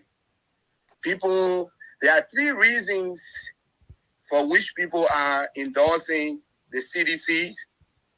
One of the reasons is hate, because they don't want for Mr. Boyka to be president of Liberia, and that all been engineered by his boss, President Ellen Johnson Sirleaf.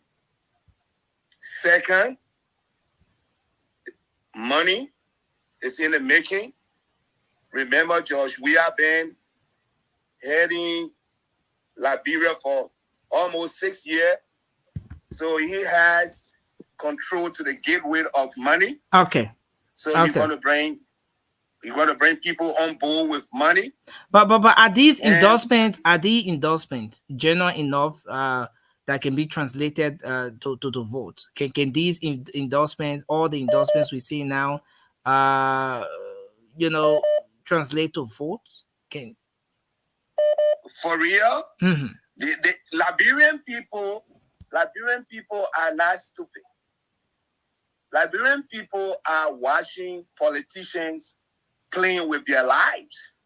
Okay. In the first place. If at all you've been giving some information, you've been pushing information. Yeah, just to wrap up, so we take other calls. Yeah. You've been giving some sort of information that, hey, this guy is not right for the country. And if you went to Liberia as a traveler, or Liberia, if you went to Liberia, you're going to see the actual reality that Liberia need to be reformed. Thank you. Liberians are suffering. Thank you. So I rest my case. Thank you for giving me the opportunity. Thanks a lot. Let's hold you there and take this person. Hello, you're live. Yeah, go ahead. Hello. Am I live, Nelson? Yeah, you are live. Go ahead, sir. You're live. All right, this is Elston, the legend. We say I want to say thanks to you all in the studio following closely. Well, as far as endorsement is concerned, you all can see the well-meaning people who were part of the opposition, meaning people who share in the same ideology of opposing Joe. We are weak and feeble government. They will always endorse Ambassador Boyka simply because the reason remains the same.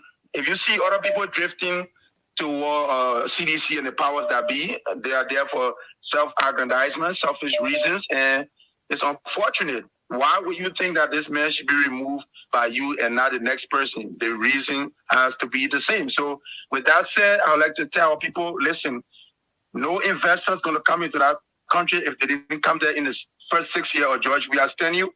It's not going to happen in the second. Thank you. Give you another term. So George, we are out, and let's get this country back on course. Thank like you. Mr. Amarakona said today. We have to rescue our country. Thank you, Nelson. I'm following you guys closely. Thank you, Eston. Let's take this person. Hello, you're live.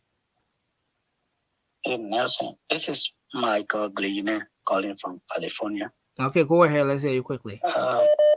Yeah, I've been monitoring the conversation, and I just like to pick up from where Sandy, spoke specifically. Liberian people are not stupid. I'm sorry to use the word. They observe. It's like you wearing the shoes. You know exactly how tight or loose the shoes is on your feet. Okay. So the people are suffering. The people, we are in America, and we have families, friends, all of relatives back home. We know how many people would look up to us here. The country is really, really difficult.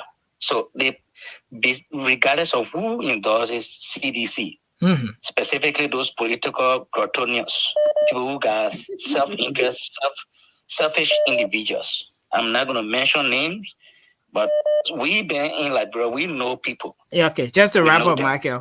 So they are just there in their own personal interest. Okay. And the majority of the ordinary voters going to vote for JMB. Thank you. November 14th.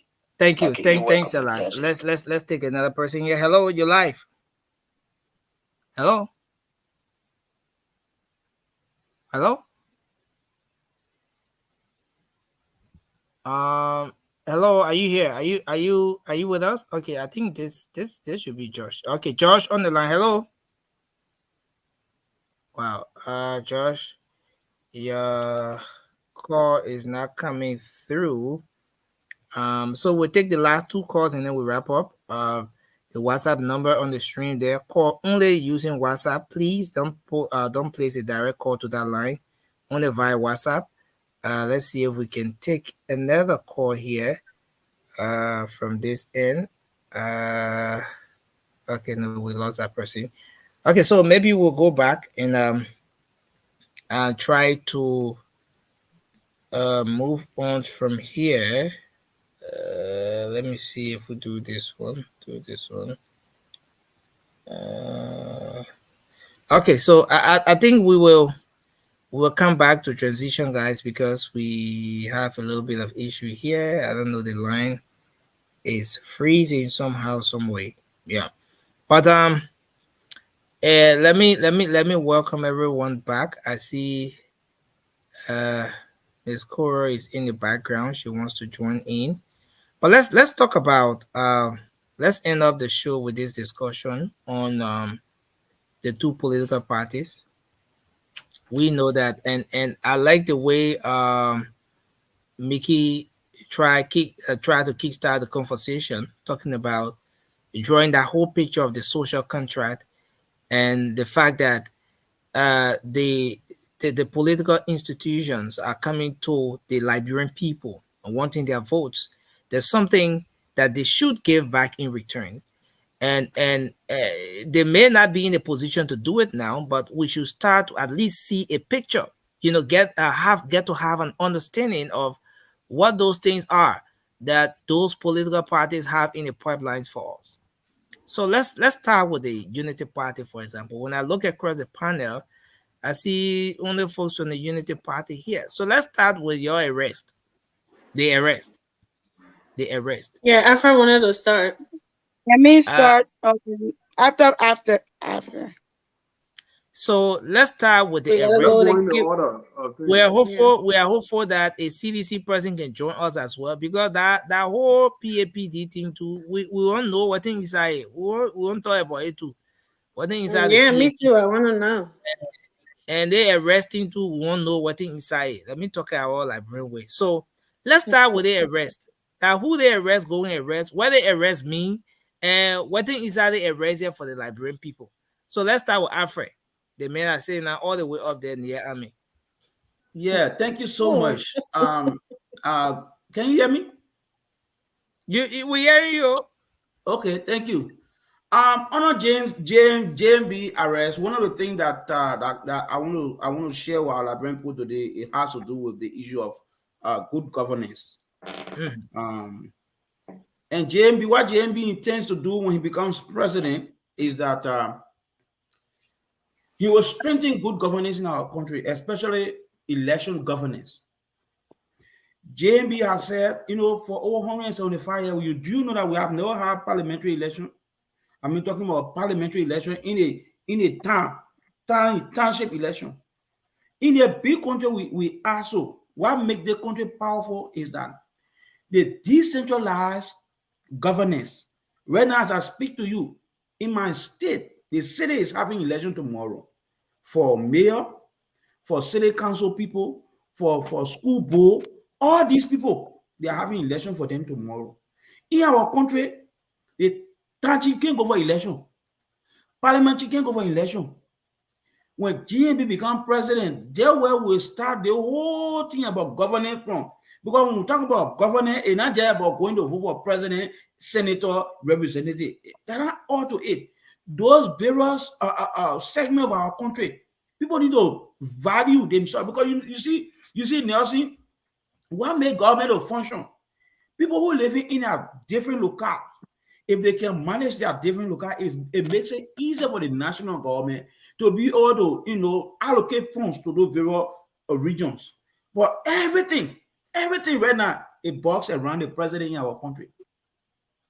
Superintendent don't make national decision. Superintendent don't make national decision. Town chief don't make national decision. Everything has to come from the president. When Joseph Imam Bouakan become president, we are going to decentralize the governance. Your tanchi in Kone Boni will be able to have a budget to tell how the schools in Kone Boni is being run. He will have to tell us because we'll make sure he will be elected and he will be accountable to the people of Kone Boni. That's what JMB will do. In where I come from, Papa District, if you are the commissioner for Papa District, you are going to be accountable to the people because you know what? When you are elected, you will make sure to come and defend where you come from to tell the government that this is what we need in our place. And the government will be obliged to make sure that what you're talking about is right because the president and all that want your constituent to vote for him. And if he does not do that, he will be kicked out because we have to start teaching our people about governance. Over the years, we have only sent to our government on president, senator, representative. We need to change that. And I'm convinced when Joseph Imam become president, this is what he will do. So the arrest, yeah, okay. So thank you. Let's hear from okay, Maggie, you want to go? You want to tell us about the arrest? What's in the arrest? What should come to the minds of Liberians when they hear arrest? Okay, so in my life, right? So the arrest is the Unity Party platform for better Liberia. It's ARREST. A stands for agriculture. The first R stands for role. The second R, our brother just talked about. We talk little about it. The rule of law. Then we talk about education, sanitation. And the last one is tourism. So when we talk about agriculture play an important role in a country. Because when we plant what we eat, it helps the economy. It helps us to grow. We can plant our own fruit, our own vegetables. We can do farming. We can even harvest fish harvesting. We can export our food. If we grow enough for ourselves, we can export it and bring in income to the country. You see, when it comes to fruits, rice, our staple food is rice, so we can grow our own rice instead of people bringing rice from outside and having money put it over it and suffering our people. We can grow our own rice. You see, when Joseph Worker was working at LPMC, that was one of his era. He was one of the main person for agriculture. We were growing our own food. I remember my father worked with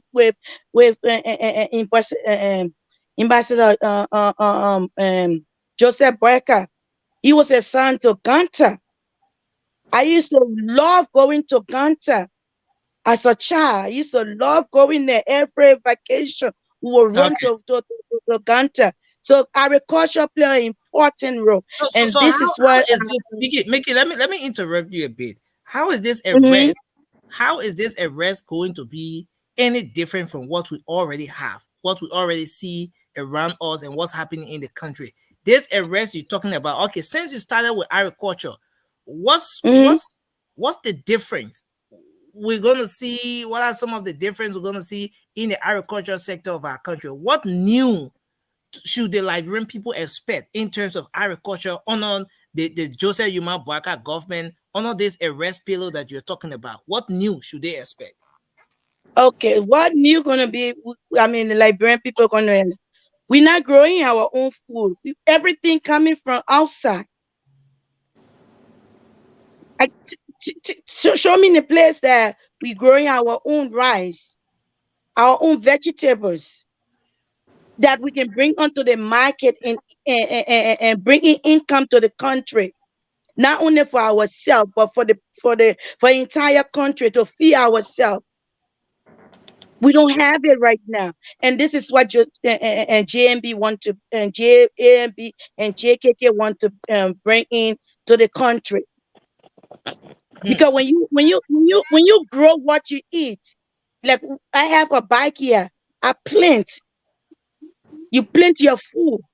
You plant potato green. You will eat that. That save you money.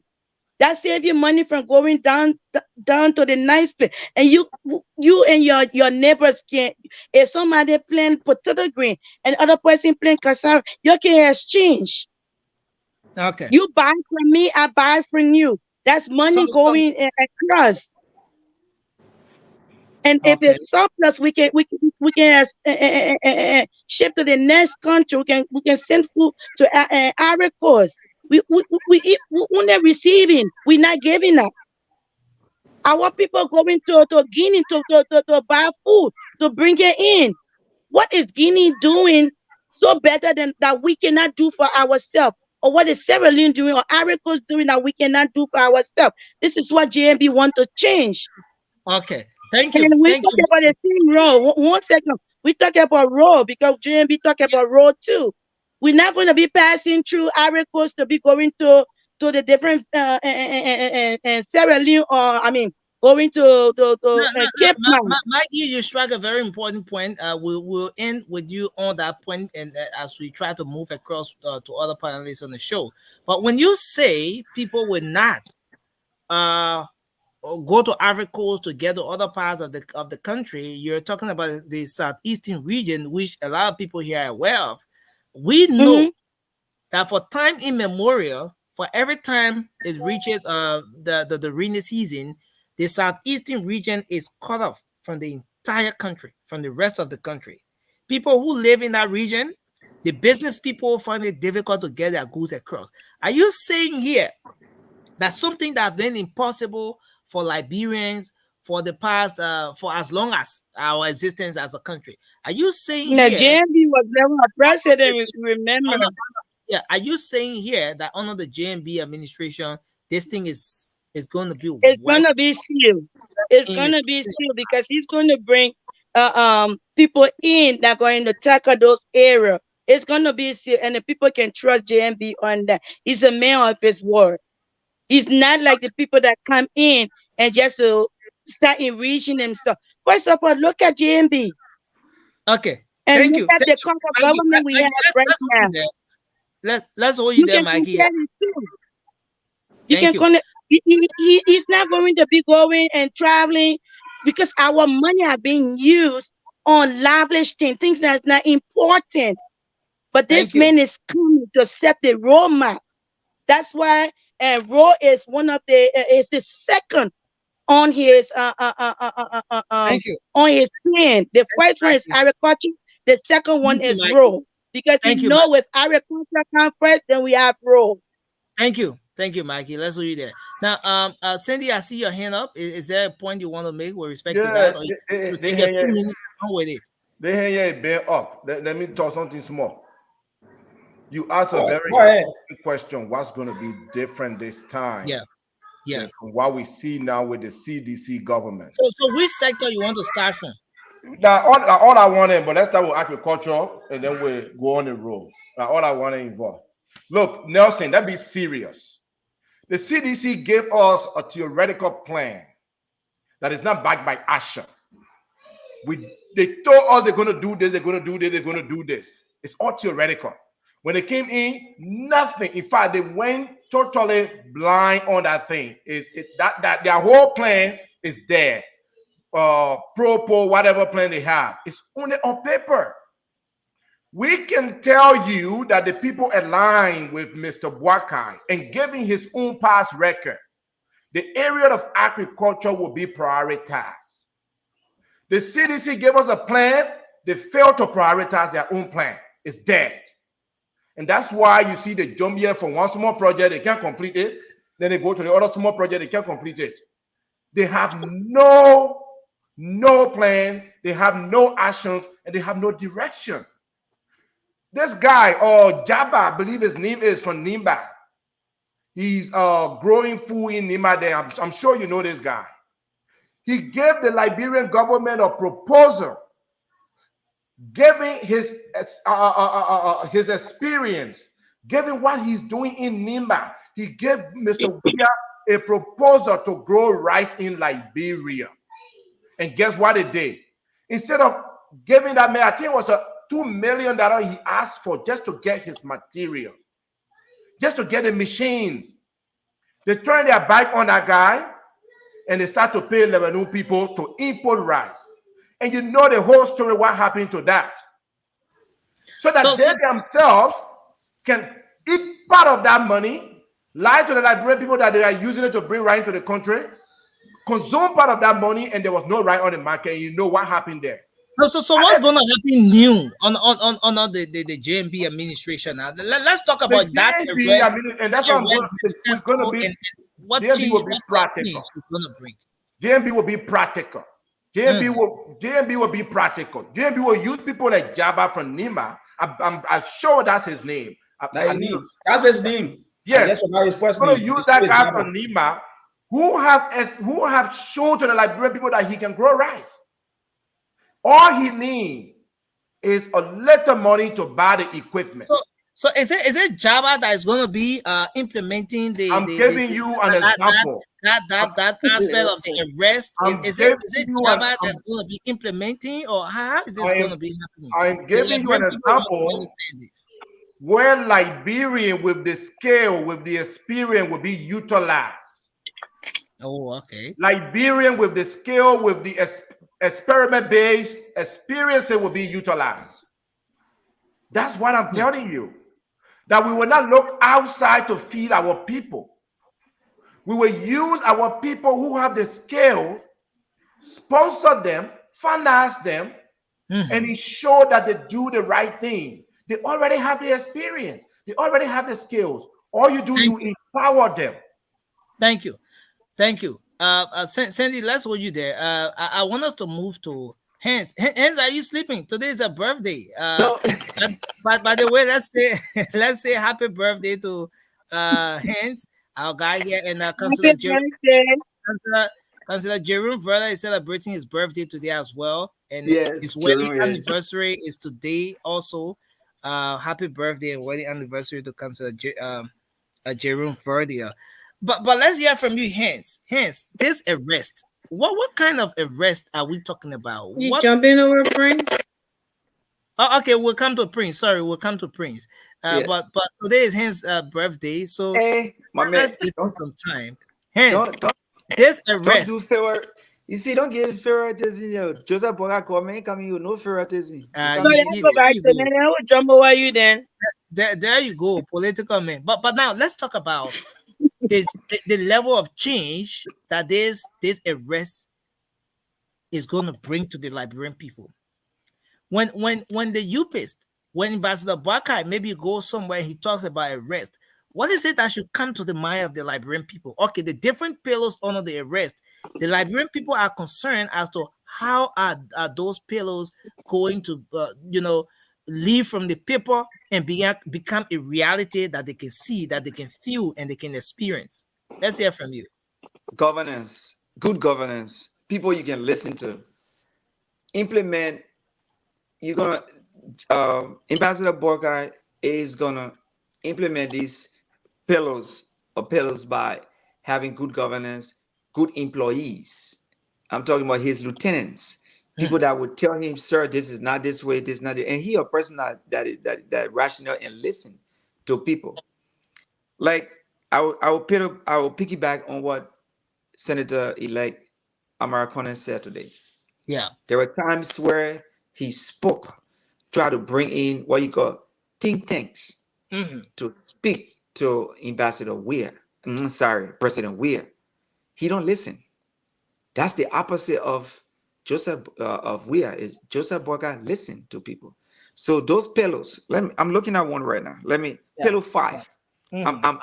I'm picking pillow 5 to stress on gender, youth, children, and social protection. That's key in Liberia because the next 2-3 decades or 3 or 4 decades from now, none of us sitting on the panel, I don't know, will not be here. So that generation that's coming after us. You said so. My little daughter just not sitting on my lap. Mickey had his daughter. We all got our kids. Those are who we're fighting for. Like Omer Boyka said, what do I need right now? I'm fighting for Liberia for tomorrow, the generation. Prioritize gender and women empowerment. We saw President, we are appointing all these females in government. I won't lie. You have good bit of females in government, but are they doing the work? Are they empowered? Appointing and empowering is one thing. We have a gender minister. Please tell me what that gender minister has done for Liberia. We got women being raped. Cases are going like nothing. Tomorrow we're going to talk about security. Mickey, myself, and a few other people, we're going to talk about security tomorrow. So I'll save that. But what the gender ministry is doing, not a damn thing. Excuse my French, a darn thing rather, to bring peace of mind to women's rights in Liberia. Support for physical challenge and provide social needs and protection. Pillar 5 is very strong because Pillar 5 is going to be the pillar that's going to propel Liberia to the next couple of generations that are going to come. Children, kids, if we don't fight for them today, what we're going to do tomorrow? So Ambassador Boyka going to be show his pillar going to be implemented with his lieutenants. Who are his lieutenants? Nobody knows. It's a very good thing that you started up with that pillow. I thought any of the females would have taken that, but since you picked that, let's move into it. Now you go across the streets of Monrovia in the traffic. You see the little children as young as 9 years old, 10 years old, 8 years old, sometimes 7 years old. They're selling between the cars. Some of those kids are not going to school. You wake up in the morning doing school hours, you see the school going kids have donut and color buckets on their heads all around in the community selling. What sort of change, what sort of difference is this arrest? What sort of impact or shift should we expect to see under the Joseph Yuma Boyka administration, considering that you have the arrest and one of the pillars under the arrest captures children, women, children, and social protection and stuff like that? What sort of change? We are talking about social protection. That comes with my job too. I enforce laws, but I also have to understand social justice and social implementation. And I also have to work in a field of somewhat mental health. I have 3 courses I need to take before the 25th of this month that got to do with similar thing regarding social work. So, you know how it works. I ain't got to tell any of you guys on the panel, including you, Nelson. Those kids, I almost, thank God, there was a kid selling almond. I was in Liberia November and February, and he just jumped in front of the car. The almond, and it took my memories back because I wanted to eat the almond so bad, but at the same time, I was pained to see that kid, that age, selling. So instead of buying 1 pack, I bought a couple of packs from the kid just so he can. And he wanted to give me change. I said, keep the change because my heart was heavy. What Ambassador Boyka needs to do, or what he's gonna do rather. Again, I stress on it. I'm sure at this time he's putting together his cabinet. Usually people would do that around this time of election. His cabinet will have to implement. And those things, let me tell you this, Nelson, it will not just be Liberia alone. We all that sit in the panel, I say we all have to chip in. Our ideas have to be channeled through those lieutenants that are going to work with Ambassador Boycott to be able to build Liberia. Because if they do not, you're talking about everyone coming aboard, and someone sitting somewhere listening to us or watching us may still be a bit confused. Everyone coming aboard, how? We saw on a previous administration, not this one, on the previous administration, that police officers or there were those from the Ministry of Gender who would go out there in the traffic. They were arresting those kids, carrying them to police stations. The deterrence was being set, and gradually the number of cases in the streets declined.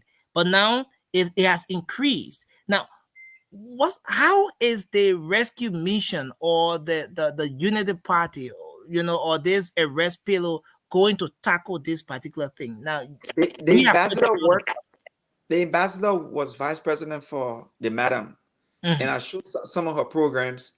That's what helped.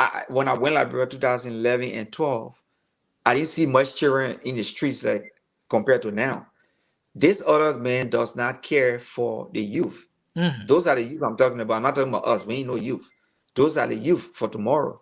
This man does not care. So what ambassador? The first thing, it have to start within the home. Parents have to be part of the plan. We can't just leave everything on the government. But parents can only be part of the plan if those parents are making decent income. You cannot harmonize the people check. You cannot crush the people. You cannot be a dictator to the people and expect people to be home, because those parents not just sitting home. They too selling, the kids selling. They got to come together and cook meat for the night so they all can eat. So the parents will have to be part of this plan. When you say everybody coming together, that part cut it from you. We all have to come together. That include the parents, the uncles, the grandmas, the sisters, the aunties. Thank you. I hope I laid my point. Okay, thank you. Yeah, your point. The people out there will be the judge. But thank you, Hans. Thanks a whole lot. Let's take Prince. Yes, we hope you don't sleep on us today. It's been an hour since I spoke or anything here. All right. It's been an hour. I thought I was not even on the show again. Oh no, sorry. Okay, but then Prince, sorry. Everybody Prince, here going around, it's actually skipping me. But I thought you had it. No, Francis. I thought you had it. She just coming on. Did you have your time on the previous talking point? I spoke before sending the first round. Oh, okay. And that was it. Okay, but then that's no. This is the second discussion. Francis, we're gonna come back to you, Francis. We'll come back to you. But let's, Miss Cora, thank you for joining us. We'll come to you as well. But let's take Prince. Prince, go ahead. This arrest. Which pillow are you picking up? Which pillow are you picking up to exhaust for us? How is it going to impact the ordinary Liberians down there? The people all the way in Bokonjile, in Greenwood County, and all the places listening to us. All right. I would education, I would touch on security, and I'll also touch on agriculture. Let me start with education first. No security alone, we'll get security tomorrow because I want to do enough research on it tomorrow. Okay. All right, let's get it alone. Nelson, let me first tell you about the education sector, the way it will be different. First thing first, President Wiakin, he made it into place. It was honor, Madam Ellen Jones Salif, and Honorable Bwaka. Vocational institutions that were built under the 12 years regime of Ellen Jones Salif and Honorable Bwaka. Let me start naming them. Because when we came into power, 2005, when the party took over, the education system was broken down. You had CEO, the DEOs as 9th grade students. Madam Sadi said no. In order with Bwaka, we will open the teacher college at. Can you reduce? Amy, can you mute? Okay. Teachers college and at the UL was free. She encouraged young graduates to go to the teacher college to be able to go back to the classes. She did not start there. They were not taking pay. What she did, including Mbabwaka again. The both of them were together. They set up a system to cut down ghost names from education system. We had the vocational institutions. Zweju Mod were not functioning. I went there. I was one of the coordinator. Zweju Mod Alachua. Vonjaman Mod was not operating. Bella Yala that you see today, where they had a pressing compound, the vocational institution over there, it was never vocational institution. But Joseph Baka again and Madam Angel Salif, on the day they arrived there for that Christmas program, she said, better there will be no more better Yala. But instead, Joe will change it to what? A vocational institution. The Kirawa TTR was transformed through Mbabwaka and Madam Salif. So the Vonjaman Mod. So you see, when you have teachers, the teachers set up in a way, in a system that they have their salary on time, they have the SP on time, obviously you will find out that students will go to classes, sit to learn. Then we had the Marianne Cheeseman school, right, in education ministry, right under my nose. What do I doing? What? Patriots, tie dyeing, tailoring, right under my nose. I was coordinator for them. Why you do that? You have those areas because you want to build the society. Because if the girl came from, she did Patriot, she can what? Cater. She go out there, someone get a contract. She'll be what? Valuable to the society. Now let me get legit on agriculture. Nothing. My brothers Sandy was trying to fight with a guy named Nelson. When CDC took power, I came in Liberia to discuss rest due for Liberians. Rest. They pick the country stable food. We're wasting tappet. But then, when I put the MD from Arkansas is where they create, where they manufacture of rice. They got 13 grades of rice. I love it with them. To the one of my own mom, a white lady. I say, Liberia stable food is rice. And if you can just help me to allow these people to get, at least take a company to Liberia. The most okay, when you sit down with the minister, all I need, call me that very day. And I did. You know what the man asked? A percentage.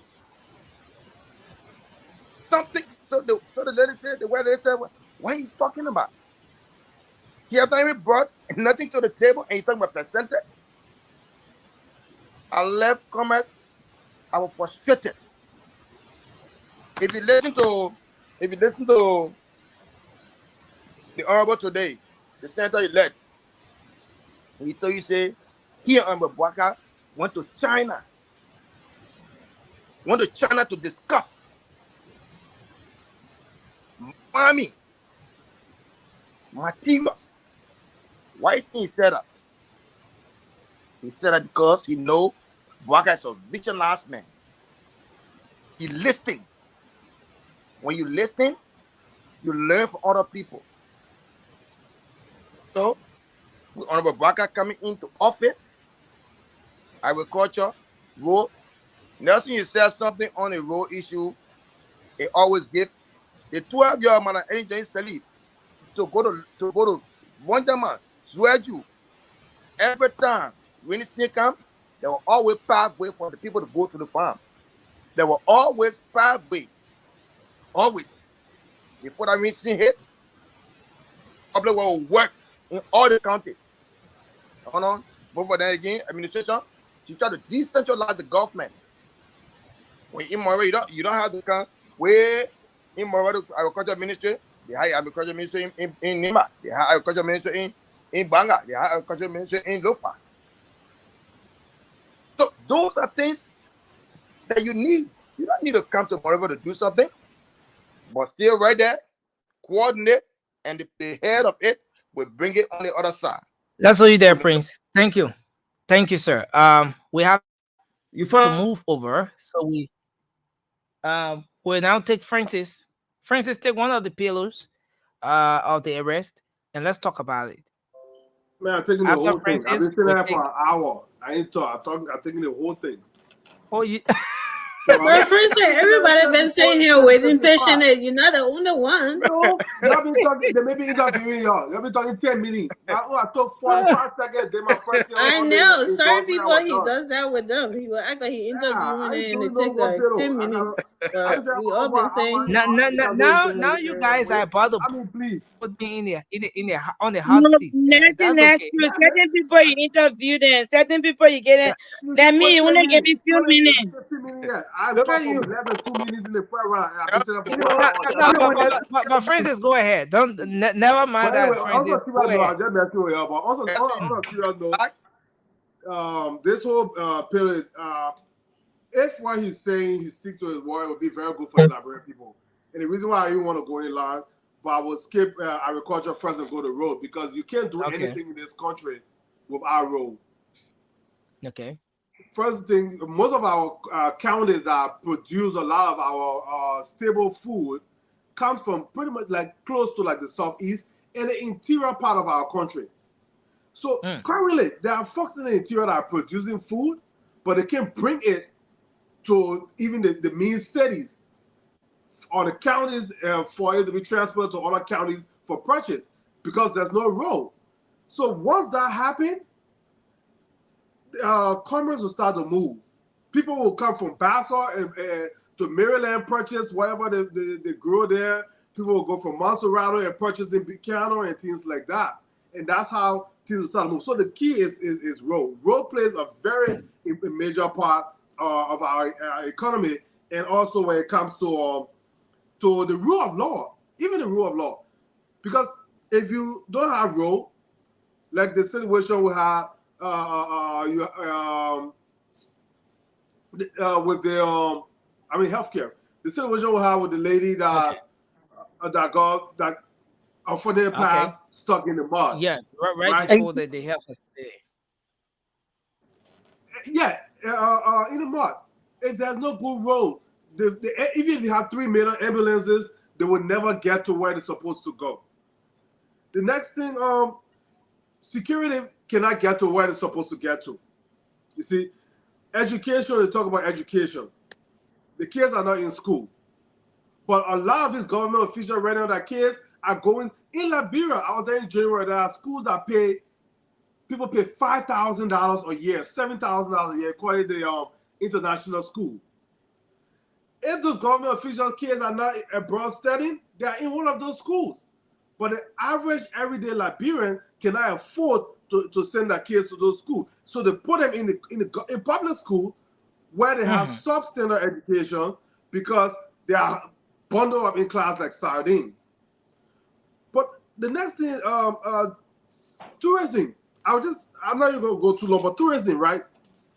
Because of lack of security, Liberia will never get to that level. If you look at the Caribbean, African Americans in this country travel to the Caribbean a lot. But when you look at the Caribbean, like Jamaica, Barbados, and all Guyana, all these places, there's nothing they have that Liberia doesn't have. The beaches, the lagoons, everything. Liberia have everything that's in the Caribbean. But what they have there is security. There's crime everywhere. But if you come to Liberia, where are the tourists going to go? Because the only place that you find some form of safety is in Monserrato County. And it's not even standardized security. The police can't even travel. So what sort of change? What sort of change? Are we going to see? With this arrest coming into force. I mean, when he comes in, hopefully he will prioritize something because every leader has to leave a legacy. If he tries to complete everything on this list, he will not complete anything. That would be a problem because the condition like right now, he need to focus on one thing. And I think what will help a lot should be road construction. If he can connect the entire country, all of the counties, if he can connect all of the counties with roads, that would be better even for his first term. But if he try to do everything, he will not complete anything, and that would be bad for him. Okay, thank you, Francis. We're wrapping up now, so it's we're left with Miss Cora, Mickey, and Amy, right? Correct. Amy, am I right on that? Okay, so let's take Mickey, and then we take Miss Cora, and then Amy. Oh well, sat here and listen to all of the panelists. They all made salient points, and I I'm kind of I went through the arrest manifesto, and I mean all of them I good for the country, but I'm more interested in pillar 3 and pillar 5.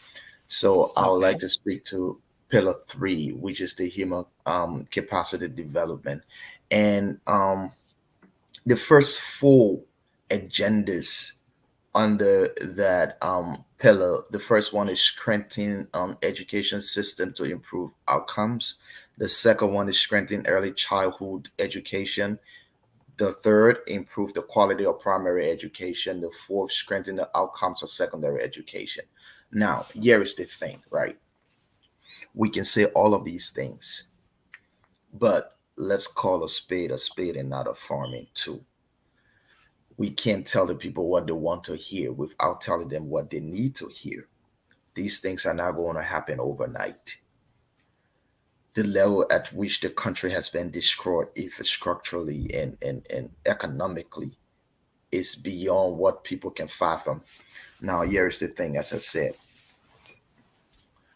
when how do we achieve the first item under that pillar, right? Which is strengthen education system to improve outcomes. Yeah. When I read that, um, I'm taken aback, and what comes to mind? You understand when you look at President Weah and you look at the likes of Jefferson Koji, these are the byproducts of a very bad and horrible education system. Now, Okay.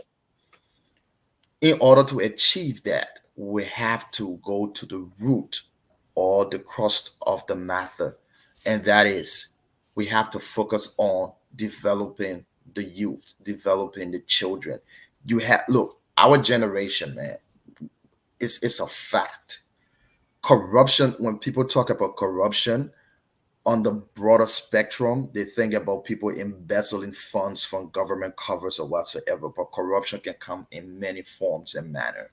Just the fact that in the school system, you have teachers exploiting young girls, both financially and sexually.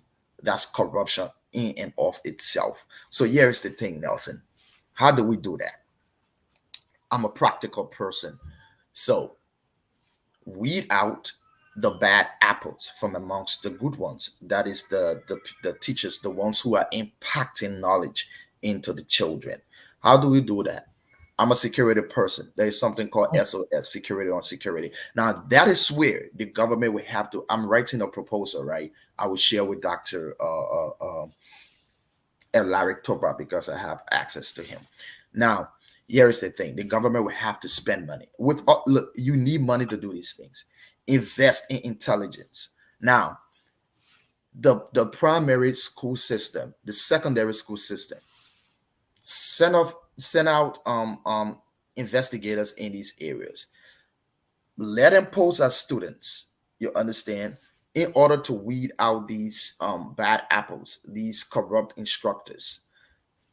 Let them pose as students. Sit there, watch those. That's the job of an investigator, an intelligence officer. Watch the system. What's going on? What is this other teacher doing that is an ethical breach of his profession?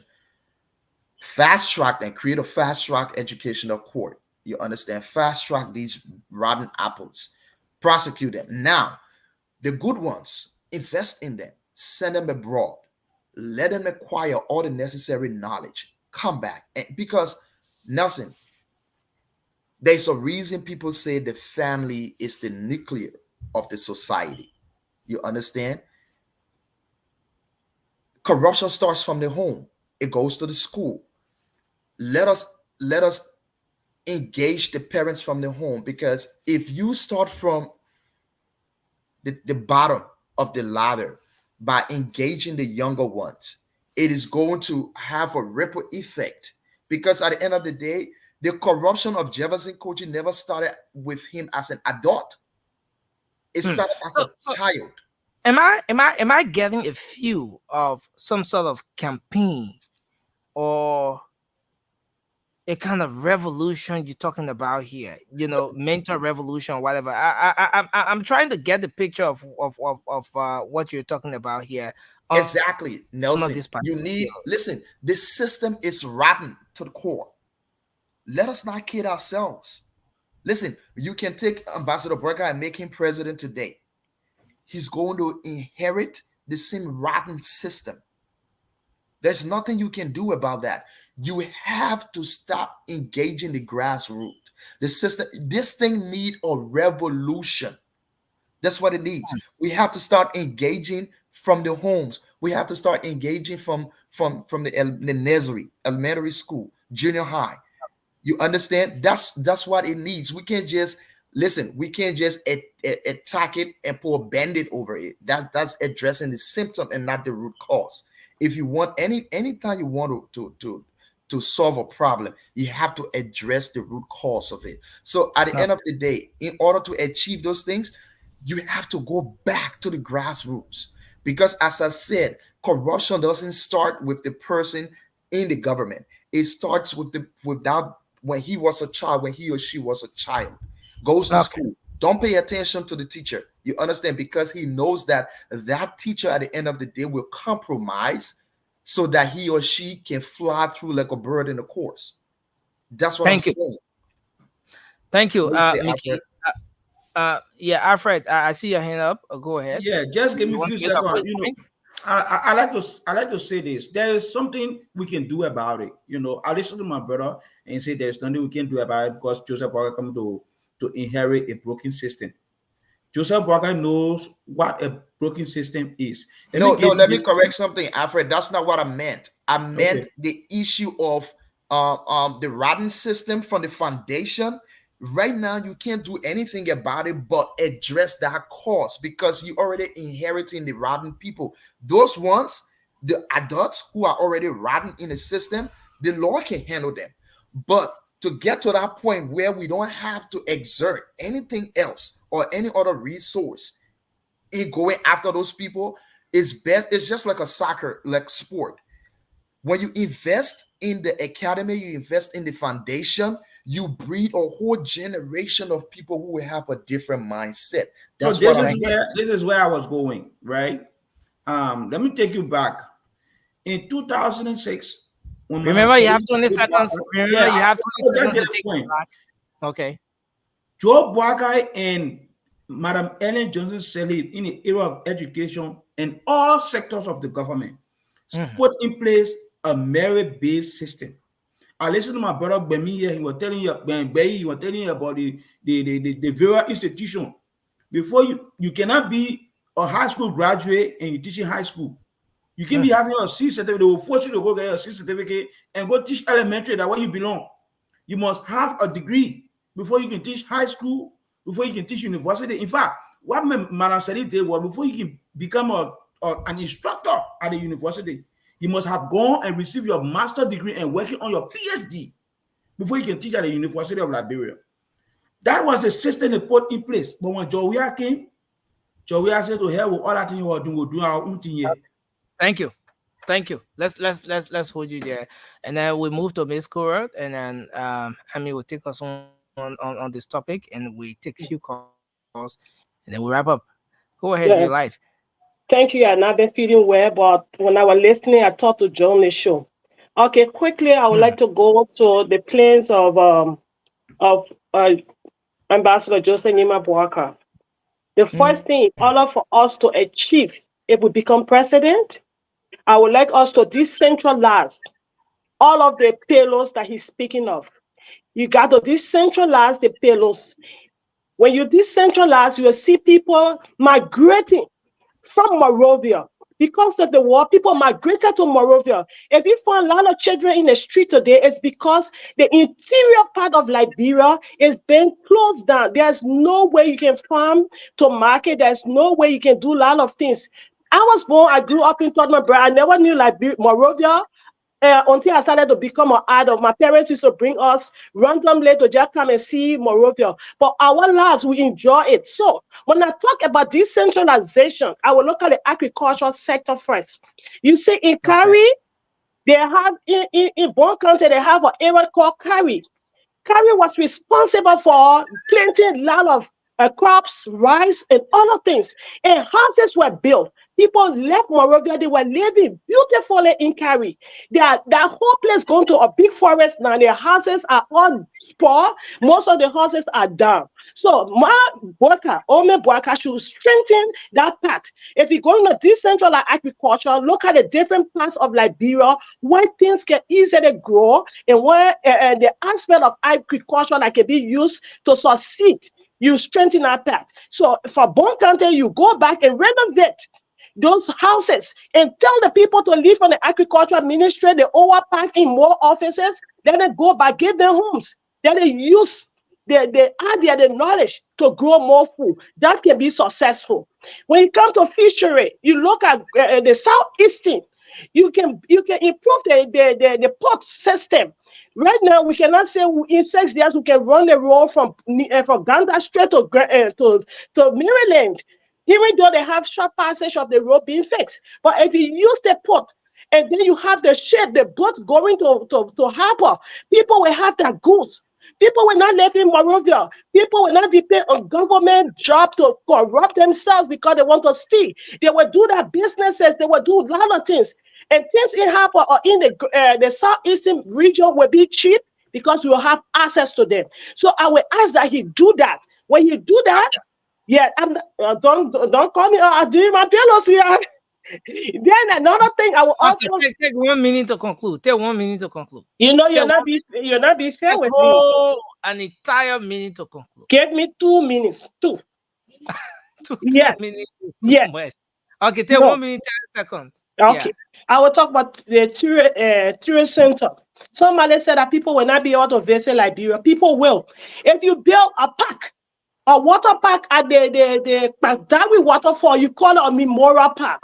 I have a vision where you can have that. For example, you found a grave, buried our presidents that were killed, our leaders, those people, the 13 men that were killed on the pole, President Toba, President Doe. You build them out, you put a history there and make that park to be beautiful and attract people. They come and history is given to people. People will always like to come to see. But what happened to the 13 men? They were paid to go and see it.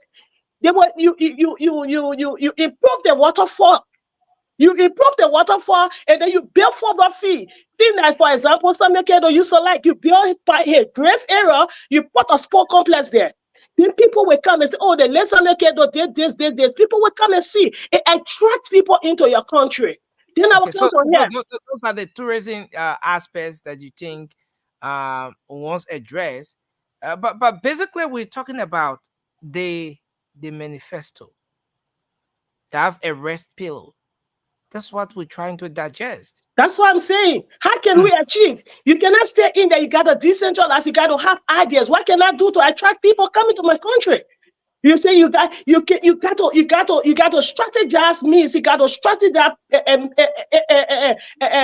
methodology in order for you to achieve those pillars. So the pillars cannot be achieved by itself. You got to find ideas. How can I achieve those pillars? So I just gave you my own honest idea what you can use as a methodology to enable you achieve your goals. Okay. So I before I just want to close and finish. Please, can I just close? Okay, yeah, just close finally. So we take Ami and take few calls and then we Very go. good. The last time on the show, somebody spoke about the health system. People going to the hospital, they can't get medication. There are things that are applicable into our health system. That question was not answered, and people in my community calling me that the people on the panel did not answer it. Our community, the hospitals are built in a way that you have the dispensary in the hospital, and drugs, medication, medical supplies, non-medical supplies were issued in the hospital. So when you go there, those things are made available for you. And our health system is built into three different systems: the primary health care, secondary health care, and tertiary system. But the tertiary system is dormant right now. The hospital, which is our secondary healthcare system, is not being functional. And people talking about DNA. Can you compare somebody who is eclamptic, somebody who is pregnant and convulsing, a child with malaria and having cerebral malaria, and you want to look at those things and compare it to a DNA? Which one you will take to be important? When you take DNA, or you try to reduce the maternal mortality and you reduce mortality, mobility, and mortality in our country, our country is dead. So I want people to not look at people coming out there and try to talk about CT scan when you can easily look at your primary healthcare setting and decentralize our health system. And our Joseph Walker will do that. And I can tell you that Liberia will be developed based on the way in which we will achieve our different pillars. Thank you. Thank you. Thanks a lot. So Ami, you can take us on this one, and we'll take just 5 calls, and then we go.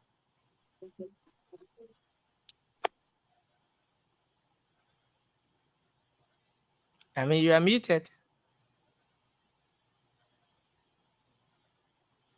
Was I the one who muted you? Glad she frozen. No, she's not. Ami, can you unmute? Ami, can you unmute and go ahead?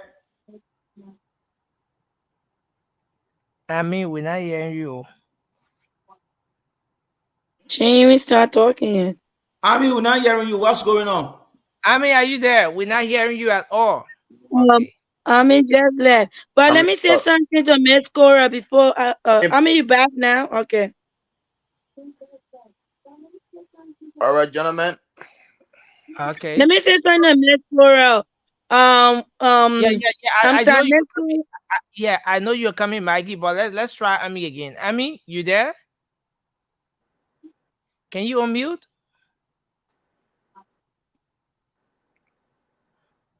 Okay. So I think Ami will try to log out and then try logging in again. Ami, just try Yeah, I just logging out want and to then say something to Miss Cora. we want When we want to go to the lines actually. okay. We want to just take few calls because it's moving very close to 6 a.m. here now.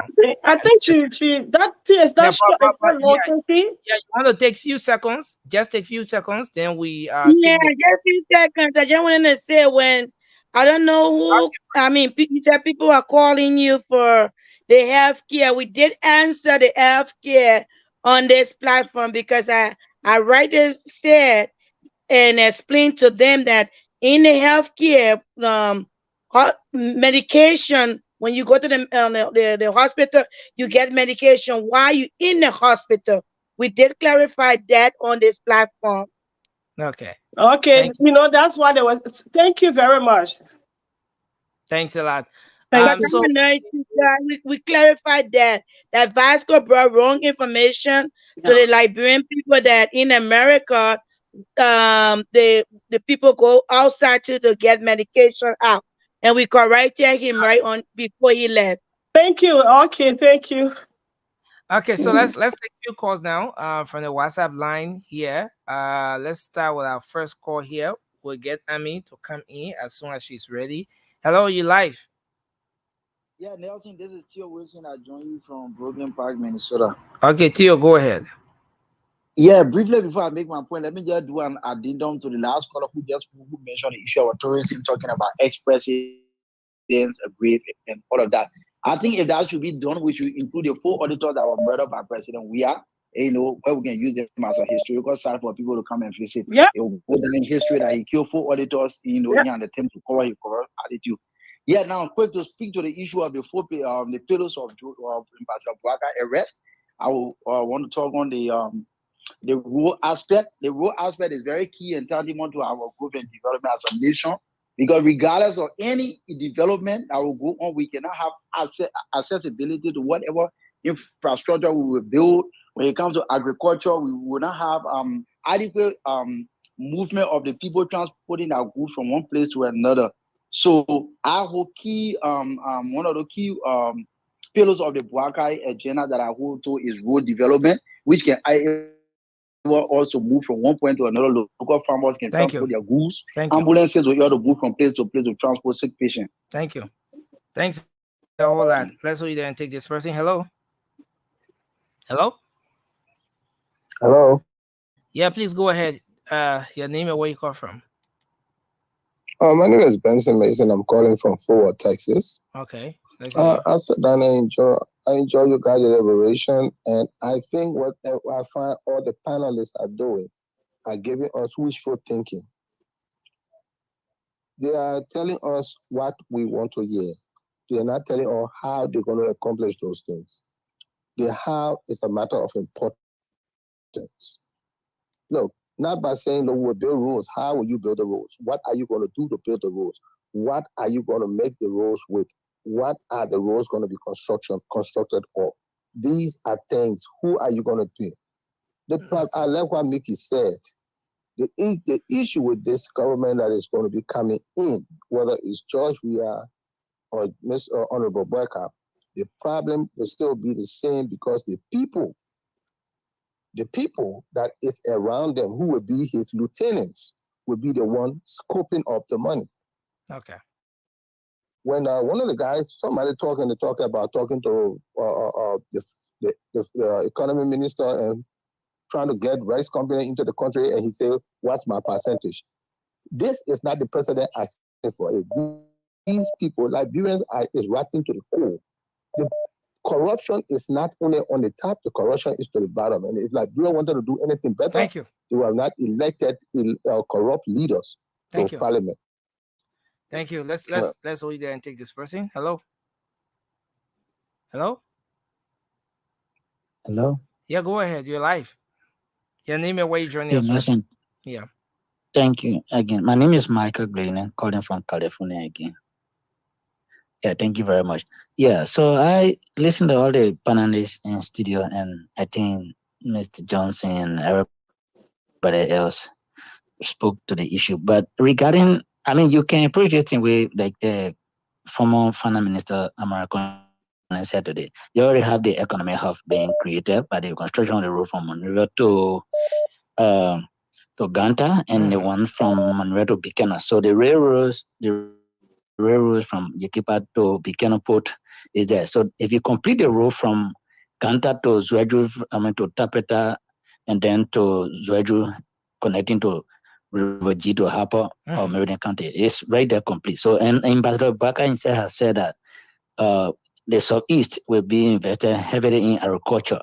Okay. So it makes a big sense, a whole lot of sense enough for us to be able to feed ourselves. Like American also said today, if we can go to China and talk to people, they're going to be willing to invest in our economy, especially rice production. Even if it is profit sharing, we can do that. So thank you very much, and let us vote for JMB come on November 14, number 1 on the ballot paper. Thank you very much. Thanks a lot. Let's go you there and take another person from this line. We'll take 2 more calls and then we wrap up. Let's see if we take this person. Hello. Hello. Okay, we lost that person there. Let's see if we can take another one here on the WhatsApp line. Hello.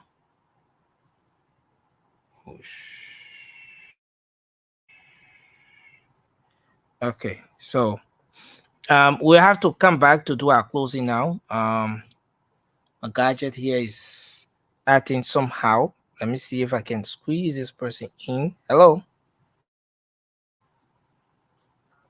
Hello? Yeah, hello? Okay, go ahead. Yes? Go ahead, sir. All right. Can you hear me, Nelson? Yes, sir. You're live. Go ahead. Let's hear you. Okay. All right. Well, we okay. I'm talking about Vonley. I'm calling from Brooklyn Center, Minnesota. Okay. Okay. In order for you to have for us to have our country developed, I think agriculture is good, road connectivity is good, but the very first thing that needs to happen here is if there's a new government, they need to invest heavily into education. The illiteracy rate in Liberia is very, very high. You get about almost 80 to 75% illiterate.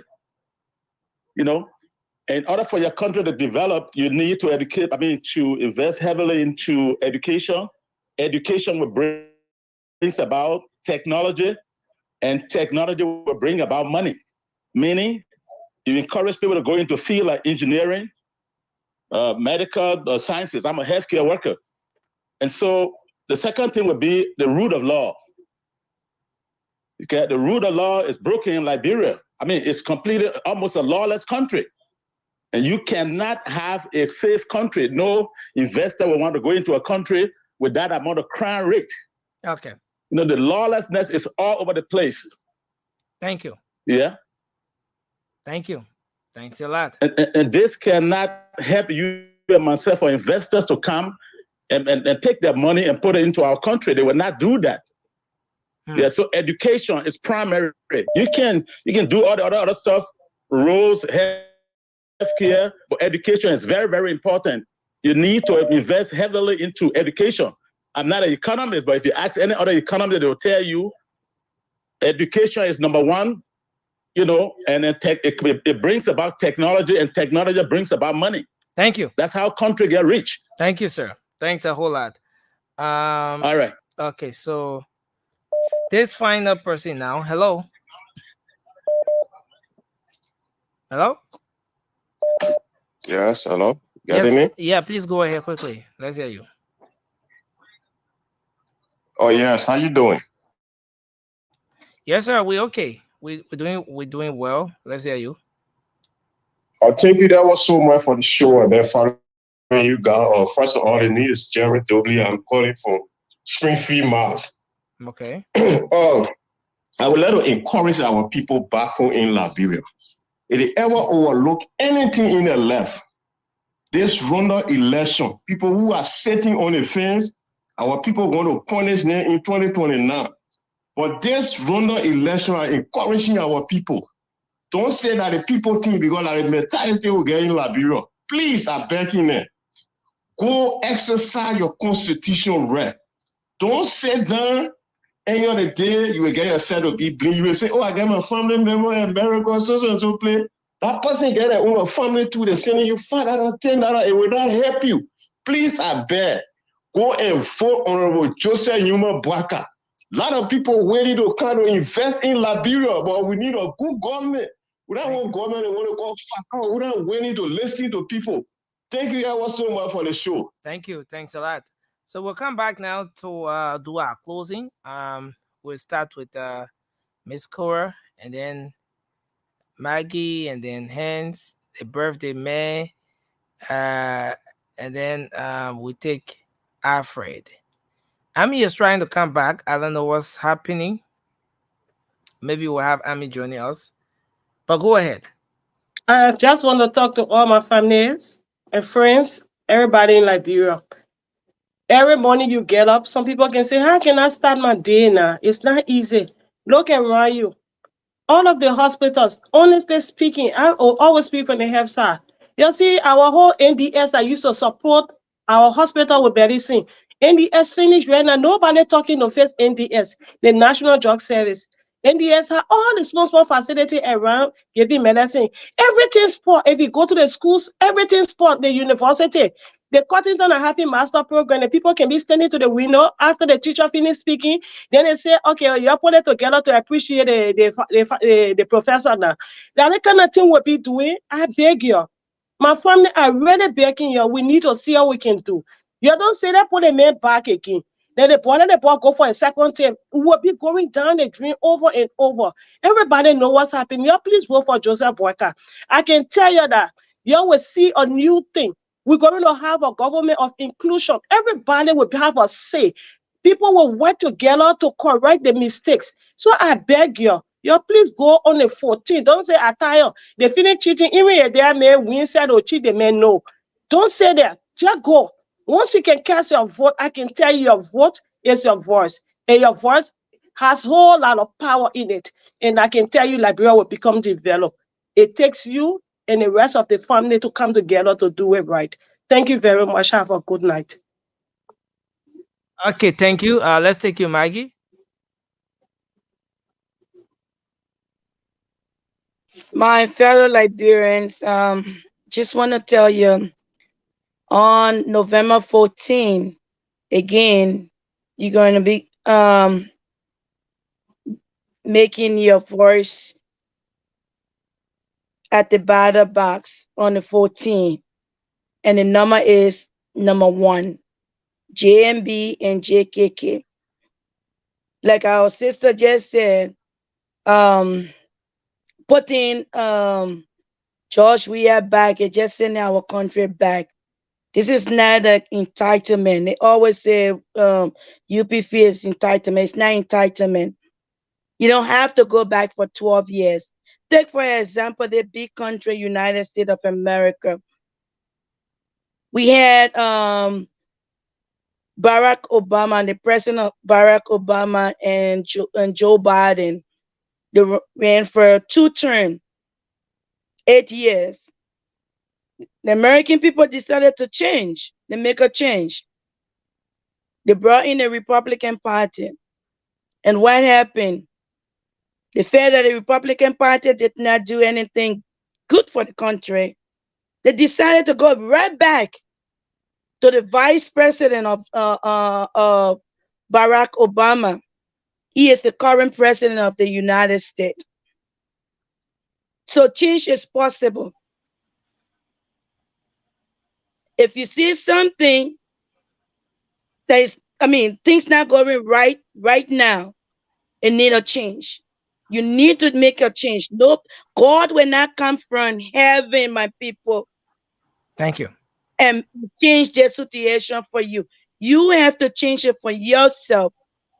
You don't like the people to tell you, say, oh, because my Ellen and Joseph Boyka went for 12 years, so automatically President we should go for 12 years. It doesn't work like that.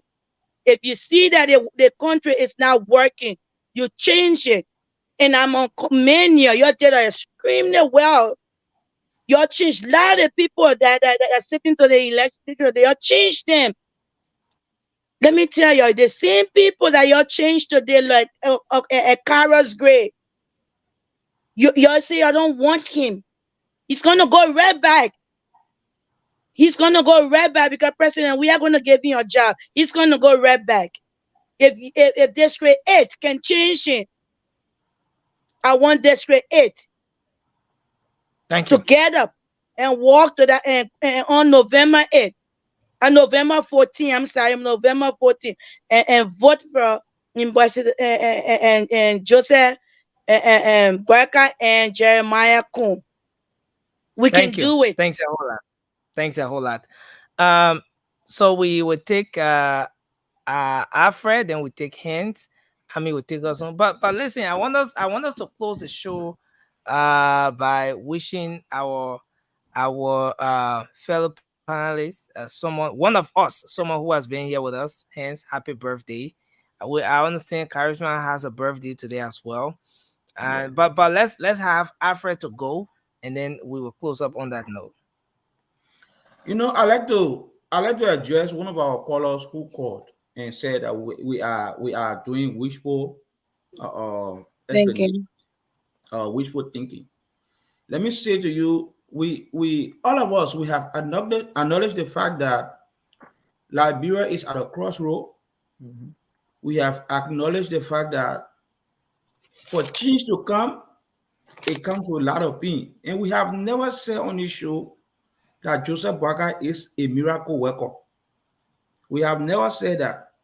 What we have said all the time is that Joseph Boakai, with his experience in government, he has got what it takes to be a leader who will manage this country if we give him the opportunity to take us from where we are. That's what we have been seeing. We have also said that when Joe Biden become president, the road will now come from Moreover go to Papa district in my hometown of Dambala in one day. That's not what we have said. What we have said is that if you put George Weah and Joseph Boakai down and look at the two of them in terms of management, Joseph Boakai is far better than George Weah because we get George Weah 6 years. We get George Weah 6 years. George Weah be spoke around the country, around Monserrato. He said he's doing a good job. George Weah said not tell us that the people bring here to get him a job. He not tell us nothing. Up to now, we get 7 days to election. George Weah and people they not tell us say, okay, say y'all give me 6 years. This is what my plan, and this was what I was able to achieve in my plan. Joe, he not do or anything like that. So we are telling you, my brother, Joseph Ima Boakai is the best alternative for this country. Let's give him a chance like we did for Tobot. Those of you who are living during Tobot time, you are still can remember what Tobot did when he became president. One of the visions that Tobot brought was from mat to mattress. I was not born at that time, but I read a history. And we saw what happened when Tobot became president from mat to mattress. People that were living in mud houses around Monserrato, they start being black houses because he provided the opportunity and people start moving from mud house to black houses. People started buying mattress. They were not living on mud again. And we saw what happened when Tobot became president. So we know exactly what Mr. Boakai will bring. Look at the people around Boakai right now as we speak.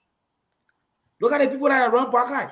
So we are telling you, November 14, go and vote Joseph Ima Boakai for better Liberia. Joseph Boakai has told us we should think Liberia, love Liberia, and we can build Liberia together. That's what Joseph Boakai is saying. Thank you so much. Thank you. So we take hands. Hans, you want to do your closing? Sure. Thank you, guys. It's been a rough night. Yeah, it's been a rough night. Yeah. Yeah, the time change still affecting us. I know you affected too, Nelson. I just want to say on November 14th, the election should have been today. I was wishing it was going to be today. Shoot, lucky number 7. But it's all good. November 14th, Liberians, you have a choice to elevate the standard of living, to elevate the standard of everything in Liberia. Liberia is 350 square miles, I believe, coastal line. One of the most beautiful coasts. Everybody have said it. When you fly, when that plane is landing, you see the beauty of Liberia, from Cape Mount to Cape Palace. Look at the beauty. Look at the coast. How can we expand this? It's only with the right people. JMB, along with his lieutenants. We're not saying, as Afra said, none of us believe JMB is going to be Jesus Christ and he's going to do the magic wand. Whoop, the road going to be fixed. Whoop, your salary going to go up. Whoop, everybody going to have a master's or PhD. No, we're saying these things, it takes time, and also it comes with what you call strategies. You bring people of logic, people of understanding, people who will tell you, say, President Boakai, you ain't doing it the right way. And you will say, now when you're talking that truth, you will sit down and listen. We want a president that will listen. President Weah, apparently we are seeing it. He does not listen. If in a week, we got to tell you this man errors before we bring Boakai to say Boakai will fix it. In less than 1 year, this man built a whole compound of houses just for himself. In less than 1 year when he became president, I believe it was 18 months. That's over a year, I'm sorry. How is that fair to your Liberian people? They came up with a scheme of map up. We don't see where the money... And Senator-elect Amara Conan says something today. I'm telling you, man, the geniuses are going to the Capitol. And with the president-elect Boakai sitting there along with JKK, the Capitol, the Senate is going to have a change. We're going to see changes there. I believe this new branch of senators and representatives are in for the people, not for themselves. Thank you. So I want to say thank you, all those who took that time of the call. We appreciate you. Spread the word. Tell one, tell two, one, tell three. November 14th, food number one. Uno. Thank you. So Nelson, remember my time was taken away, so I think I got 10 minutes to close, right? No, we will carry some of the time over. We'll carry over to tomorrow. Tomorrow, I'm Nelson said we're going to using sleep. it all today. So And it's finished already. So my Liberian people, it's so painful and disheartening that we come on here or we go to Liberia and see the way you're living and know the way we're living in another main country here. The kind of privileges that we have, the kind of good lives we're living with our children going to the best schools, rule of laws, security. And then when we go to our own country, Liberia, when we see it and feel bad and want the same for you, and because some of y'all just getting little handout from people, or my sister there running behind people, husband that work in the government, or because a brother work there and giving me little thing. So I see the people that want good for me, that want me to make my own money, to be my own woman or my own man. I get mad at them and start to insult them. You're just sitting over there talking to them. I could sit here with my children that were born here. I have an American citizen. I can stay here all my life and don't care about Liberia and nothing will happen to me. But guess what? Liberia is my home. Liberian people are my people. What good is it that I'm in this country doing well and I go to my country and all I see is the biggest village in the region. We're not doing it for ourselves. Do I look like a politician to any of y'all? Do I look like I'm looking for a job? I just want to come home and be safe with my children. I just want to come home and not have my children calling my country the big flea market. I just want to come home and enjoy the same thing that I enjoy when I go to Ghana. The same things that I see when I go to other countries around the region. That's what I want for my country. Is that too bad to ask for that you should live a better life like I'm living in these United States? Yeah. I don't think so. So when we say you always, go ahead, Nelson, you trying to ask me a question? No. Sorry. You're trying to eat your time. Nelson, That's you all. interrupting me. Don't It's supposed mess with my mojo. So who had their microphone not muted? Anyway, I mean, like go I ahead. was saying. I mean, saying when I mess with her mojo, she inspired. So like I was saying, when we talking about Liberia being this way, Liberia being that way, some of you come in and think we want job. Listen to me. Whoever listening to me right now, I don't even know the sweeper in JMB yard to tell you that I don't know anybody on the Unity Party team. I'm only here because of my country. I'm only here because of what I seen when I went back home. I'm not here because I'm looking for a job. I'm not here because I got somebody working in government or I want someone to work in government. No, and no one hate George Weah. If George Weah were doing great with our country, trust me, we will all be rooting for him. But you cannot love an individual or one person more than your country.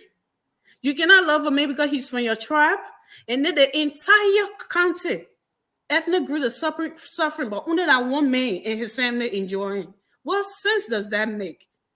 When people talk about illiteracy in Liberia, those are some of the reasons why people talk about education. Because with education, it's not just sitting. If you know these things, you will never ever think want for your country to be in that kind of mess. Yeah, but some of you, because you love soccer, you love football, you love this maybe because he played football. You think that everything he does is good. You talk about JMB, JMB that. There's nothing wrong with being old. That's blessing. And it comes with wisdom. And when somebody, I told you the other day, when somebody work in government for the longest, it's not a bad thing. It's an experience that you can tap into. When JMB work in government, JMB has never been president before. So you cannot tell me he was president 2 years ago or 12 years ago. What did he do now that he didn't do then that he want to do now? He was only vice president, and he has only been a minister here and there, and he only done what he could do in his role. He cannot do more than what a president's supposed to do. Some of y'all know it, but the politics is eating your brain till y'all act like you don't know it, and y'all want to come here and talk about it as a talking point all the time. It is sickening. But my people, you are on the ground. You know exactly. I hope and I believe that the ones that know better now that know that they deserve better, they are more than the ones that want to keep us in poverty, that want to keep our country in a mess. And comes November 14th, go to the ballot box. Number one. You're not doing it because he's the handsomest man on the planet. You're not doing it because he can jog from there, from his house or Douala or whatever. The man out there right now, he's way younger than JMB. Look at your country, my people. Thank you. What is his age doing for you? Instead of stealing. His wife is not from Liberia, but his wife is living a better life than you, who are from Liberia. She was in New York here, in a dollar store. With her hair rough on her head. Look at her hair now. She wearing all the best weaves than you are. Thank her you. brother taking our resources, digging diamond, the security that you don't have, that you walking in the street in front of Zogo, all the security, they want money him. Oh God. Why you there? You getting you scared for somebody to jack your phone. That man walking in the street of Liberia. The security.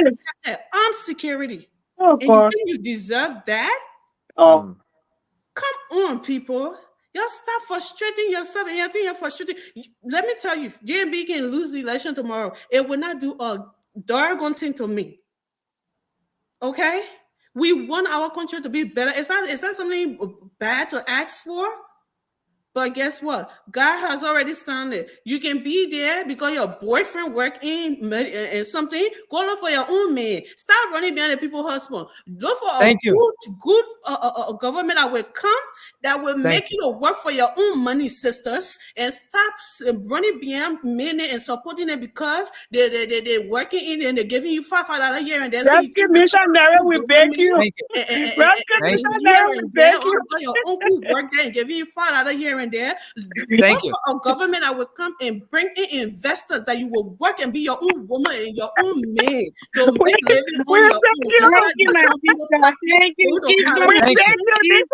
The politicians house early in the morning to give you that share and they're treating you like you're a child. Thank you. You don't have any value for yourself. Number one, I'm not begging you. For now on, when I come on here, I'm going to be talking like this, and you will go and vote. Number one, November 14th.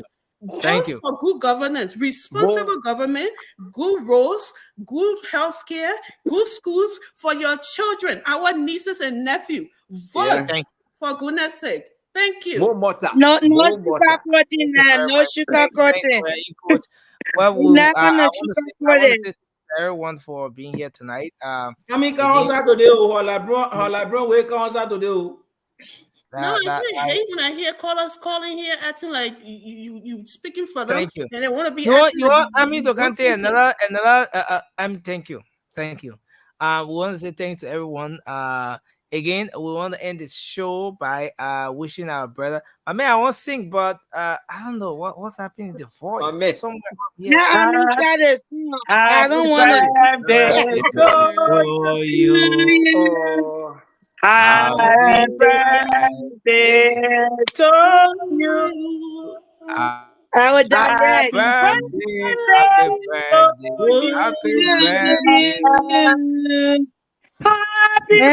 birthday to you. I want to say yeah. We want to say happy birthday. Not just to me, though. And we also finish. We finish like that. You come in, Annie.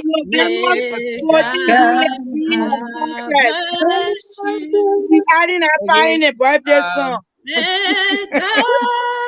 We finished the time she took your Happy birthday to you. I want to share this day. Thank you.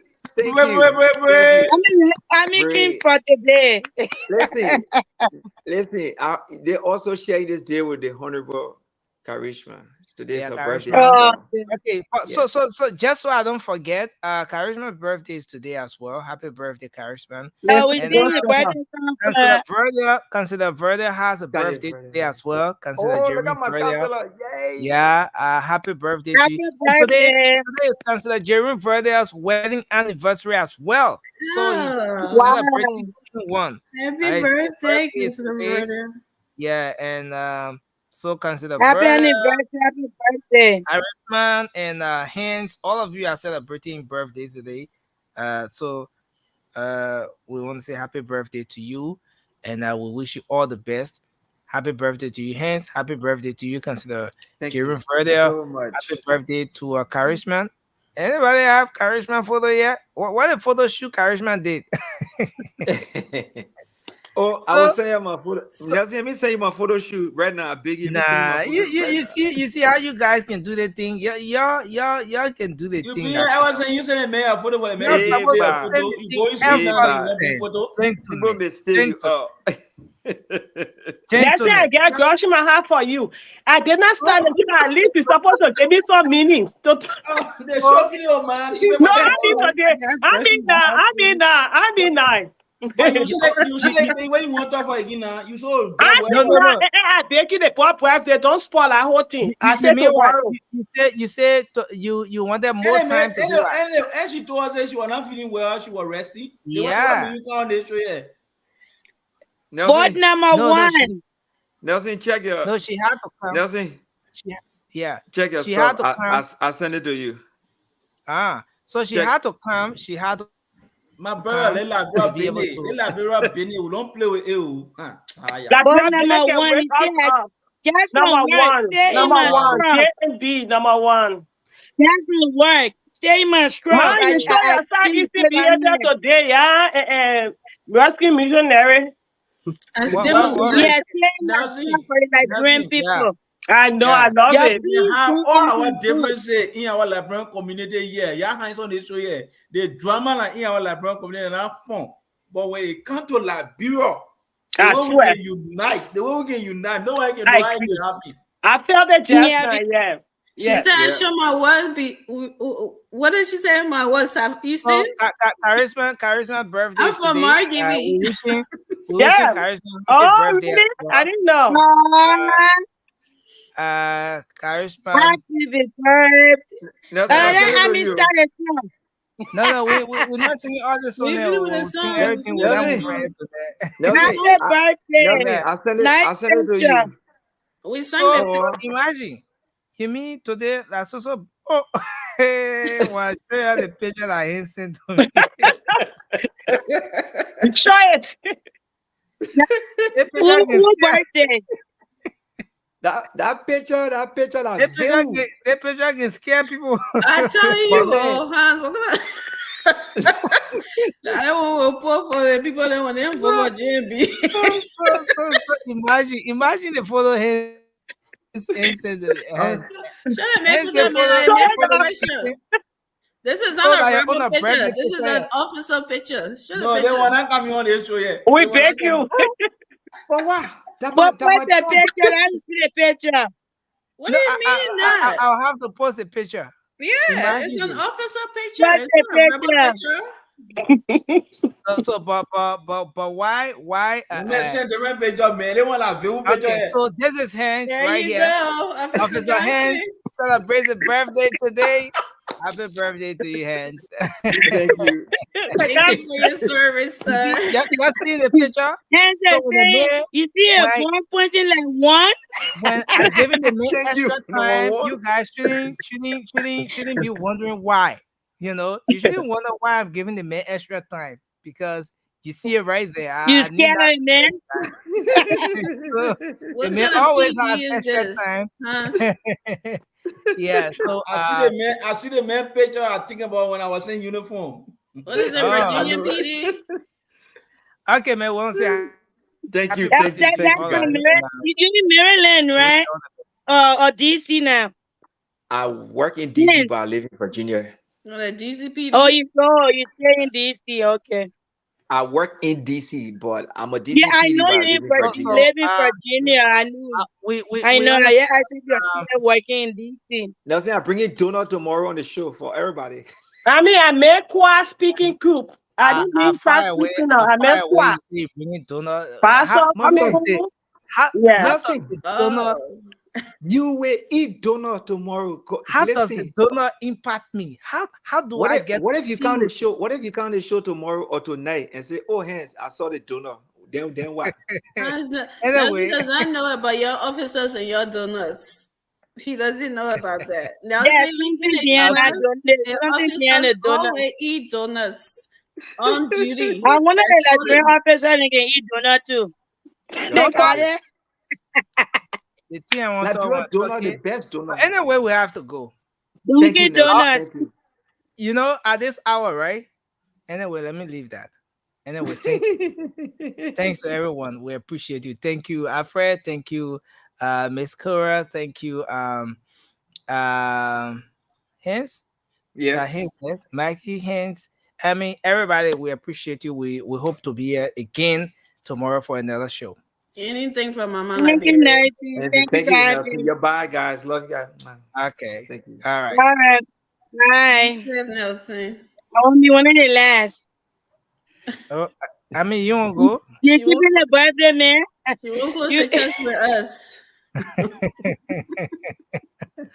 A toast. Birthday. let me. There The you birthday go. man. Like it up by yourself.